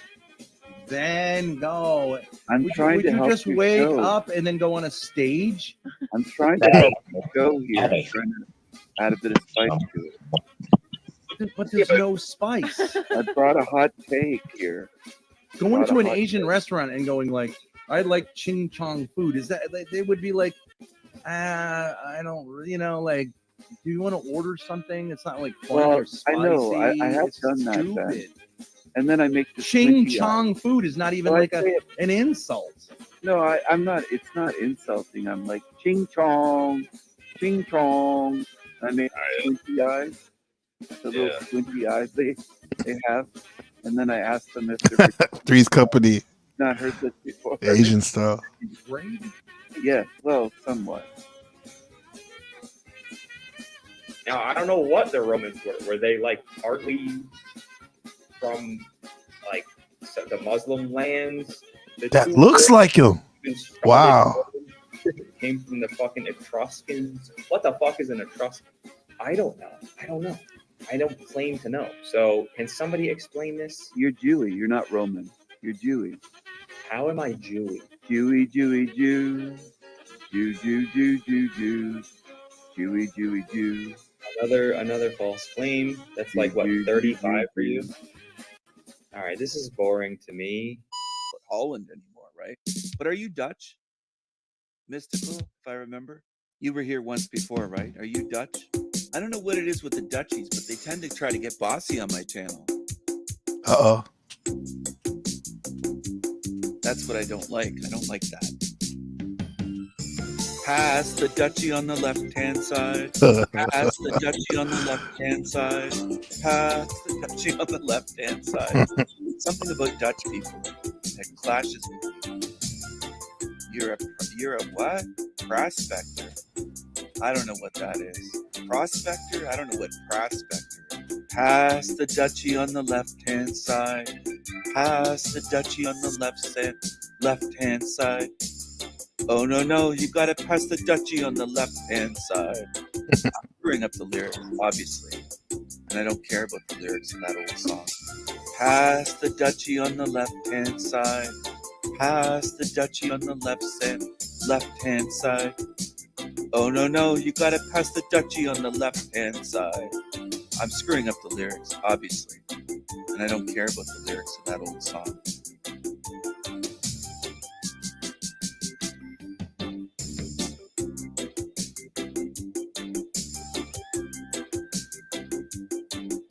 I knew it. I knew it. You guys are going to say I didn't. I knew it. That's what I'm just going to say. The third time going back, you might think that I was thinking third time's a charm. I was trolling everybody. That Bex? Pass the duchy on the left-hand side. We all knew it. We could feel it in our heart of hearts. Praise God. It's showtime. Yeah. Showtime. It is Excellent, bro. The Mind of London is it's the new Stanley Kubrick for us right here. Pulling from everywhere, man. Oh, shit. Yes. London Kubrick. That was I'll take awesome. that. Yeah, Kubrick mixed with the Zucker brothers, the guys that made Airplane and Naked Gun. Yo, they're racist. Yeah, for someone who says they're not racist constantly, that's all he thinks about in his frontal cortex. I know. It's always about race, yeah, with him. But he's too much of a pussy to say it. You know? Yeah. Yeah, that's fact. Yeah. Chat room love that shit. Yeah, salute to the chat room. Oh shit. Was that blonde-haired woman with the when you showed the white girls? Was that a person from the Panelverse? Yeah. Who was that? Yeah. That was a lady called well, there's a few of them actually. They came over from Paul and slave sector, right? Okay. So they escaped the clutches of Paul and fell straight into the frying pan. Out of the frying pan into the fire, right? Into the fire, yeah. Out of Kensington Avenue in Pennsylvania. Philadelphia. Yeah. Good stuff. Good stuff. That was Thank you, wild, Cam. man. As long as he's around, it's gonna keep coming, man. Yeah. I'm telling you that that movie Cabin Boy with that actor comedian Chris Elliott, it's a dead ringer for Big Sister. Yeah. Oh yeah. Yeah, Cabin Boy. Yeah, he was in a show called Get a Life. I'll send you some clips. Shit, it looks just like him, bro. Like that Coomer meme. The Coomer. Yeah, I don't know if you've seen the Kumar. This is what he looks like. Ain't that from Coomer. that's the Indian boy? No, not Kumar. Coomer. Like, you know, the meme cultures, like Chad and Okay. the Coomer is the guy that all he does is like just pleasure himself and creep on women. Yeah, I'll show you this. This is Steven. Yeah, she got called too crazy because she's laughing at my videos. DJF, yeah. Yeah. Yeah. Oh yeah, that's what I was saying. Yeah, those blonde birds, they're no good. The Jackie Foxes and the Salty Sirens. They Oh, that's really Salty Siren. Okay, I heard of her. I heard She's of her. very salty. That one is salty. Yeah. Need more pineapple in her life. Yeah. Yeah. More pineapple. This looks like Yeah. Steven, right? This is what a Coomer, not Steven, Big Sister. This is what he reminds me of. Judge me Right got there caught in the too private chat. for laughing at your video, then I must be two-faced as well. Yeah. This is the part he tries to hide from us. He's really degenerate, like jacking off probably all the time. Like Hand side. To touch it by the left hand side. No. those boys are probably from Brixton, huh? Yeah. How does it feel when you got no food?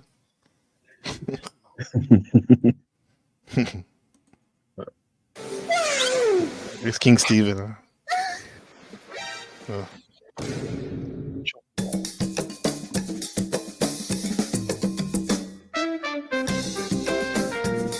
There he is, right there. Oh, no. Oh my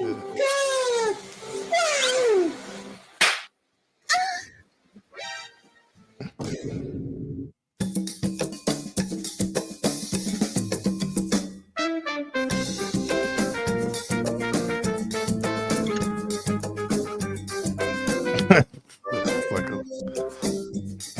Wow! Creepy, bro. Yeah, he is so hot. Yeah, he also bought me gifts last week. Yes, Dad, the view is awesome. I can hope that I will get some chicks here for sure. Oh my God! Wow! Yes, and if he invites me again. Bye. Have a great time.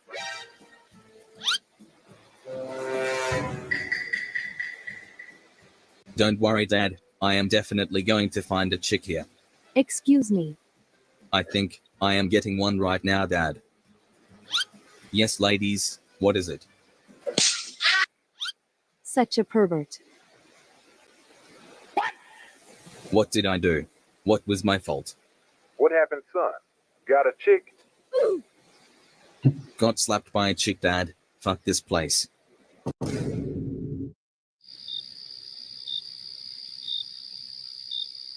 The face. The Coomer's arm is ridiculous. Here's Steven's pad right here. I mean, big sister. So That's his to-do list. Coomer. What is the origin of Coomer? Look at the arm. Inside you. Let me see that list again. This is his list. Ladies, so 3 girls. Oh my God. That is a crazy list. That's his girlfriend that he's always talking about. The 3 girls. I have 3 girlfriends. Wondering, who is Coomer? What is the origin of Coomer? Well, it's simple. I am you. I live inside you guys. I feed on your The arm, London and Dino. No, don't Fucking like aren't these your desires? not right as cramp, is it? Right.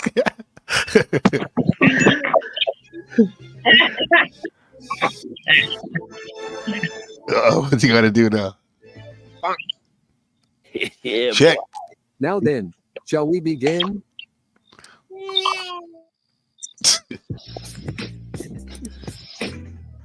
Oh no.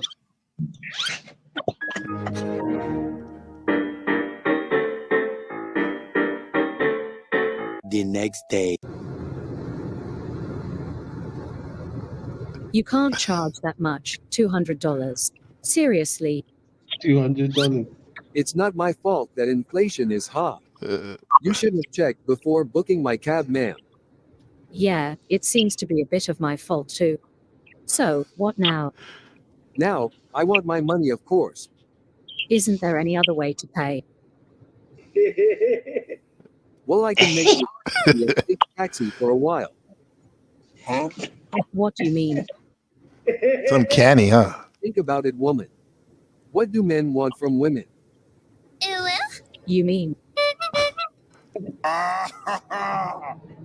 Yes, I mean, This isn't fair, you know. decide quickly, or I'm adding another $100. No, I accept it. $100. In that case, Right. let's go somewhere more private. A few inches later.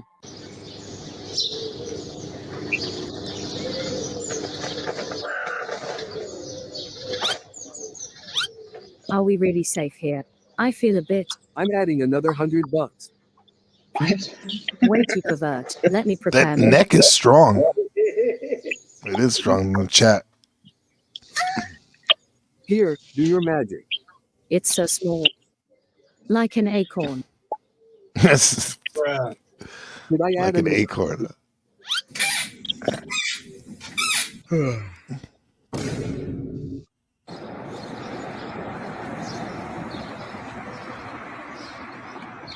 Yeah, boy. Wow, she looks gorgeous. I wonder if I can grab her ass. Oh man, perverts everywhere. Huh? I don't care how badly you want that Kuma. I advise you not to do it. Can you stop drinking beer, Boomer? Huh? Beer is bay, you dumb fuck. Haven't you heard? A beer per a day. Keep the dumb fucks away. You're beer-minded Boomer, and I'm a pervert. It's the Those same. are the archetypes nowadays. The Vitality. boomer, the older dude, and then the younger guy, the zoomer. No, not going to happen this time. Yeah. I've already been slapped once because of you. This whole thing's about modern day archetypes. Let's see. That's the NPC in the middle on the right. Yeah. And the main regular guy is Wojak right here. Nice.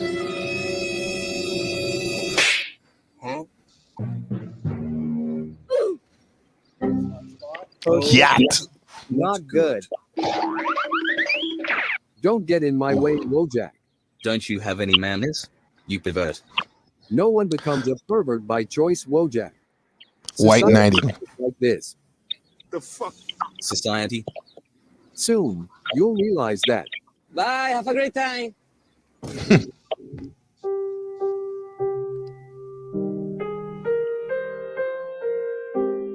Thank you for saving me from that pervert, Wojak. So, do you like morning walks? Yes, staying fit is key to everything. What about you, Wojak? Who? Me. Oh yes, I work out twice a day. Really? You don't look like a weightlifter, though. I focus on keeping a lean body mass. My diet is strict. That's awesome, Wojak. That's literally me and my wife, what we look like when we walk. Yeah, boy. That means you like me too, right? You're funny. So, if you're free, how about we go grab some food? Sure, we can go on dates. Huh? Is this dream? Is this happening for real? I know you like me, Wojak, and I like you too. We can give it a chance if you want. Yes, yes. Fine then, see you soon. Oh man, what a smooth beginning. I guess this is my lucky day. Unlucky, I'd say.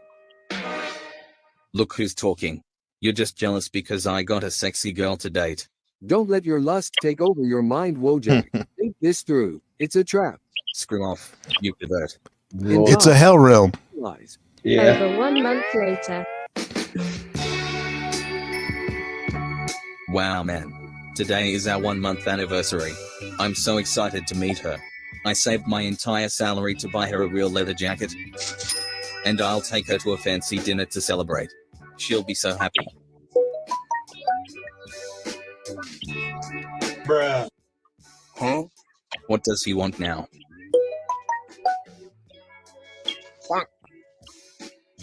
And Wojak thinks you really love him? What the? And Wojak thinks you really love him? Yeah, simps are too easy to manipulate. Did you ask him for a gift? Yes, that fool is giving me a leather jacket to celebrate our 1 month anniversary. Such a slave. Bravo. Ask him for a new necklace next time. He won't deny it. Of course, I need new stuff for that yacht party we're going to next weekend. Yacht So, party. We'll sponsor All you, white right? party. Oh, white, yeah. Why, God? Bring the why? oil. Does this always happen to me? Can't I feel happiness for a while? Damn these gold-digging bitches. Kuma was right. There are no options guys- left for men like us. I know. He's hurting. A few minutes later. That's Big Sister when he watches one of your videos. Will fix your mood. Back. Oh shit. This suspect right here. Look at this guy. Yeah. That's You know what? never mind. That's the day in the life of Sister. Too busy. Million gold. I used to see those how do you call it? Those cartoons, sketches. memes. Cartoons, Yeah. but I never knew it was actually something. I used to see the meme, but Yeah, it's a big thing, man. It's the new version of archetypes when talking about male female dynamics. At least in terms of the red pill, black pill shit. Yeah. Got you. Even the girls are archetyped. Those girls. One of them was the Stacy. That's supposed to be like the top tier, Stacy. the top tier woman. Yeah. And then the Okay. Rebecca is like the second tier. And, yeah. Then they have all those archetypes. The Coomer, who's like the degenerate, right? Got The you. Zoomer with the glasses. That's all into this, new meme culture and technology. And then there's the Boomer, who's like the older gentleman that just like, drinks beer and has a lot of wisdom and stuff. But yeah, there's more of them too. There's the Chad, right? Who's just yeah. I mean, all this shit is kind of people get lost in it. But I will say though, it does help on the fly when you're trying to categorize things a little bit when talking about male female dynamics nowadays. Yeah, but it's a generalization. Oh, that's a good break you got there, bro. Yeah. Which one have you got tapped? Mm. What time is it where you are? It's coming up on 9 in the a.m. on the October 19th. Yeah, Saturday. Mm-hmm. Yep. About to go to this judo party from my Judo son's party? his team because out here in the elementary school they have a judo team, so we're gonna go check that out. Take him there, and then I gotta teach a couple classes, writing classes. Oh, Yeah, yeah, that's some good shit. yeah. Good shit. Yeah, but the what's his name? Demon Slayer, or the comment that you said he made, you weren't wrong about that. Oh, about the archetypes and stuff. About the places where he goes. I think you said he tagged Jack. What was that, London? He tagged Jack. You said he tagged Jack in a post. The Demon Slayer. Oh, yeah, it's on the community page on the Demon Slayer. Community page, that's it. Yeah. Yeah, that's what it's those community posts. I was like shocked a little bit, but then I was like, oh shit. I mean, let the boy cook. He was cooking. Let the boy cook. I don't think I would be a good friend if I saw that, like, if you were in my eyes, somewhat a good friend was like fucking up in my eyes or just acting like, I don't know, if I didn't say anything. Doesn't mean I don't have any love for him and support, but it's like, bro, like, for what it looks like is like you said. That's why I don't really want to go over there, even though I really enjoy talking to Jack and building with him. Yeah, you know, those people are crazy. Yeah, I will not be affiliated. No way. Yeah. How's your clan, London, the little ones? Yeah, they're good, man. They're top.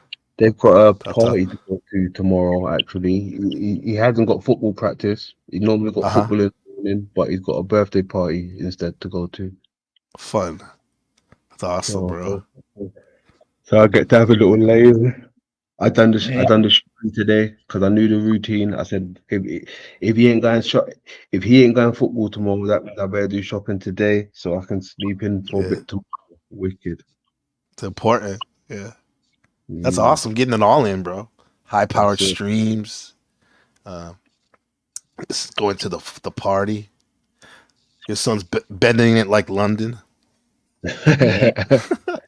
Yeah. Love it. It's real life, bro. Like, that's this it. is where it's at, man. Ooh. Don't sound like a hell realm for me. Right? Mm. Oh, yeah. You said it. You said it. I want to Dino's life though. That's the Dino's like fucking chilling, like with his garden and all the interesting. Yeah, he got the farm animal. Yeah, Oh, Dino's got a farm. Right now. yeah. Yeah. What was that, Dean? Telling me it's 2 o'clock, so it's actually 2:02. Yeah, so it's Same not here. far off from Same feed here. time. It's 2:02 right now. Yeah. Y'all have the same. Damn. Yeah. That's 12. Oh, you guys are literally 12 hours apart. Huh. Right? Yeah. Time zone? Yeah, He's on a yeah. Saturday, correct? Yeah. Mm-hmm. That's why you guys are a good sync too. That makes sense. So I know when Dino's on, I was like, I gotta get on for sure. Man. You guys, the 12 hours, night and day. Yeah, there you go. That makes a whole day. Earlier on, I think, isn't it? What's that, Dean? We started the conversation, I think, earlier on about night and day and sun. Yeah. And, Yeah. yeah. Full circle. Yeah. Yeah. Oh, and they got 3 p.m. over there with Maximus. Yeah. Oh, 3 yeah. a.m. Yeah. We got 3. Yeah. And we've got 9 p.m. Yeah. 9 p.m. Okay. So, she must be in Cali or West Coast or something. West Coast. West Coast. The best coast. Hey. West Side. Hey. Don't judge me, NPC always reading all of us. I can't read the newspaper anymore. I gotta read something. Yeah, exactly. Yeah. California's on the West Coast, eh? Yes. Yeah, West Coast, yeah. Yeah. That's my homeland. Ants, I ain't reading you. Don't worry. Don't worry, man. I know you're not worried. I know you're not worried because you got it. You got it figured out, probably.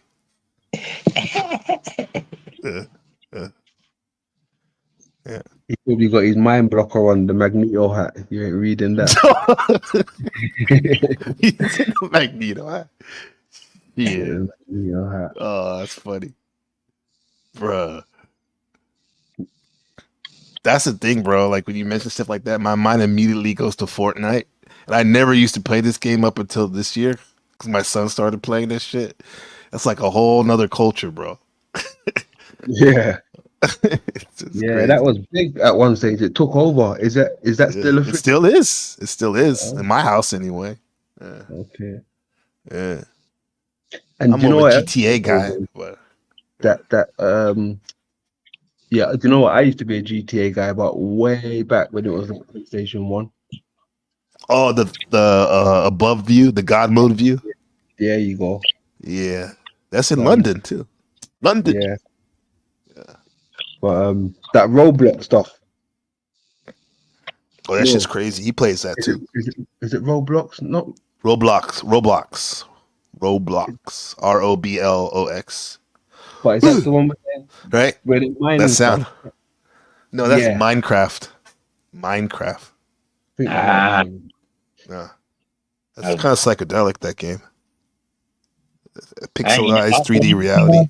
Any connection with what you guys are talking about is Minecraft. So I understand you're talking games, right? Right. Yeah. Yeah, we're talking all games. Yeah, these are games. Minecraft is like this computer game where you can build your own reality, your world using. It's like pixelated blocks and stuff. Everything's pixelated. You probably seen the real shit when you were on your mushroom trips. Maybe that's what it looks like, actually. No way. Yeah. I've got a You mushroom live trip in in it. the cupboard still to go. Tino's living in the Minecraft server, beaming from the Saturn supercomputer, the Cube Matrix here on Earth. Yeah, the Cube Matrix. I was pretty. Actually, I really liked the introduction that gave on David Icke earlier. Actually, London, and that was Good stuff to think about today. Yeah. Yeah, definitely. Yeah. He's a legend, David Icke. Yeah. Legend, bro. Helped me get to where I'm at, definitely. A lot of Okay. our friends, huh? Oh, absolutely. I mean, David Icke has played a big part in my early parts years ago, you know, Yeah, years ago, yeah. 2016, 2018, you know, and basically I was in Facebook in those days. And yeah, we were doing all sorts of stuff. Yeah, looking at all sorts of things. Yeah. Yeah. I got him, David Icke, to Alex Jones, to Terrence McKenna, and all these different people. Now it's just me and you guys. Yeah. In the chat. Well, the other thing too is that there's a way as the generations start to disappear too. You know, like there are guys that were early on in the piece that are no longer with us. You know, right? And the thing is that you know it's just well, I think it's you know acknowledging that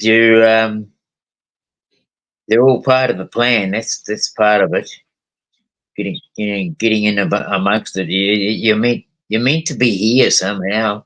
You know, you wouldn't say, you wouldn't be able to say be here now if you weren't, right? Right. That book sums it up. You don't even have to read the book by Ram Dass. Rest in peace. You can just read the title. Be here now. It just reminds you. I think it's what a lot of us are trying to point at. You know, we may talk about philosophy or conspiracies and exercise, yoga, but what we're really talking about is be here now, man. Yeah. In the now. Right on. It's a present. All right, boys. I'm gonna go pimp off. Yeah. So that's what I was going to say too. So thanks very much. It's bloody good to talk to you too, NPC. Yeah. You don't even know, Dino. It's always a pleasure.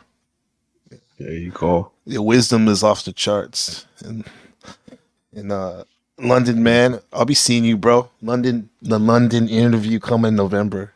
NPC the game. Yeah. There you go. There we go. Lay low. Lay low, brother, man. Thanks for jumping up. Appreciate you, man. Appreciate you too. Much love. Much love. Much love. Much love. Yeah, and I got to do some departing too, and get out and get on with a few things. But thanks very much for having me up, and as always, it's a pleasure. Have a good time. I always have a good time, and I always learn something new. So thank you very much. You know, I've got a little bit written down here. I'm going to go and do some connection with and let my mind dwell on it and see what we can come up with. Yeah. Crack that code. Crack that code. Crack that one. Yeah. There's lots of codes to be cracked. Oh yeah, The most one definitely. really need to crack is is having that infinite awareness. You know, imagine having that. It's total infinite awareness. Yeah. It's In quite a order to strong, happen, quite a gotta bridge the strong gap. thing to talk about. But anyway, thanks very much for having me up. And much love to everyone in the chat who's been listening to us today. I hope you all enjoyed yourselves. And see you when I'm looking at you. As I always say, see you when I'm looking at you. See you. Yeah. Later, bro. Nice one, Dino. Much love. Appreciate you. Love from us both. Maureen and Mace. Hugs to There you everyone. go. And Maureen, of course. How could I forget? Of course. Yeah. Silly of me. Much love, Maureen. Me too. Later, bro. Much love, brother.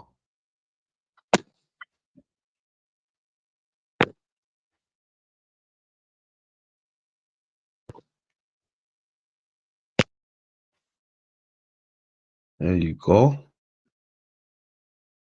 There you go. That was nice. That was nice. Good little get together. Good little build. All right. Was you entertained? Was you entertained? Good stuff. Grand old chat room. Where you at? 313 in the place to be. CC in the building. Maximus, my brother. That's my Croatian brother, in case you didn't know. All right. Don't judge me in the building. Ants in the building. Alchemos in the building. That was nice. That was nice. MPC and Dino. Thank you. Thank you. And who did we had? Random Shawnee boy. Nice one, Shawnee boy. He's always on the move, that Shawnee boy. Always on the move. Full of beans, that guy. Full of beans. Full of beans. Yeah, I mean, it was a light stream. I mean, I didn't even have to bring up any Hollow Earth stuff. Imagine that. Didn't even have to bring up any Hollow Earth stuff. I was itching to. I was itching. But I said, nah, we're going to keep it,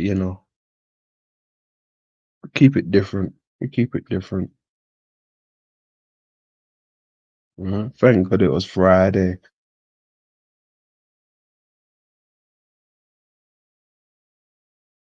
Yeah, you missed him. You missed him. He was driving. He's driving again. He's back behind the wheel. Is that a good thing? Is Shawnee's behind the wheel? I don't know. We have to wait and see. Be careful out there, Shawnee boy. Be careful. Yeah. Crazy. Well, you already know. Look after yourself and love over war. Lay low.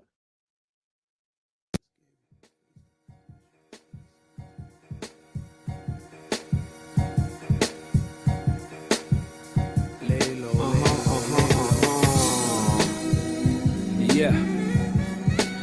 Getting real late to the low. Boy Trigger. How I switch flows. That's some new slang right there. AGR no. On my downtown soul shit right about now. Real twisted. I changed up the clothes too. Yeah.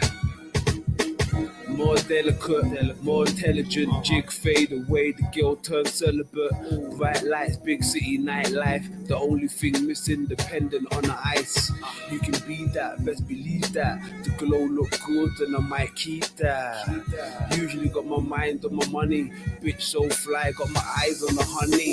Rolling through the city, now it's getting scary, cause the face that I see should be in the cemetery. Time's running out, gotta get the weed and the money and the drugs and the large amounts. I ain't sure if I figured it out yet. Downtown production and jigger the outlet. Stay on point, young bucks waiting by the joint. They're outside, no stripes, trying to score points. Hold up, I'm waking up. You niggas beef, hold hands and making up. First of all, you need practice. The safe's in the floor, but your boy cracked it.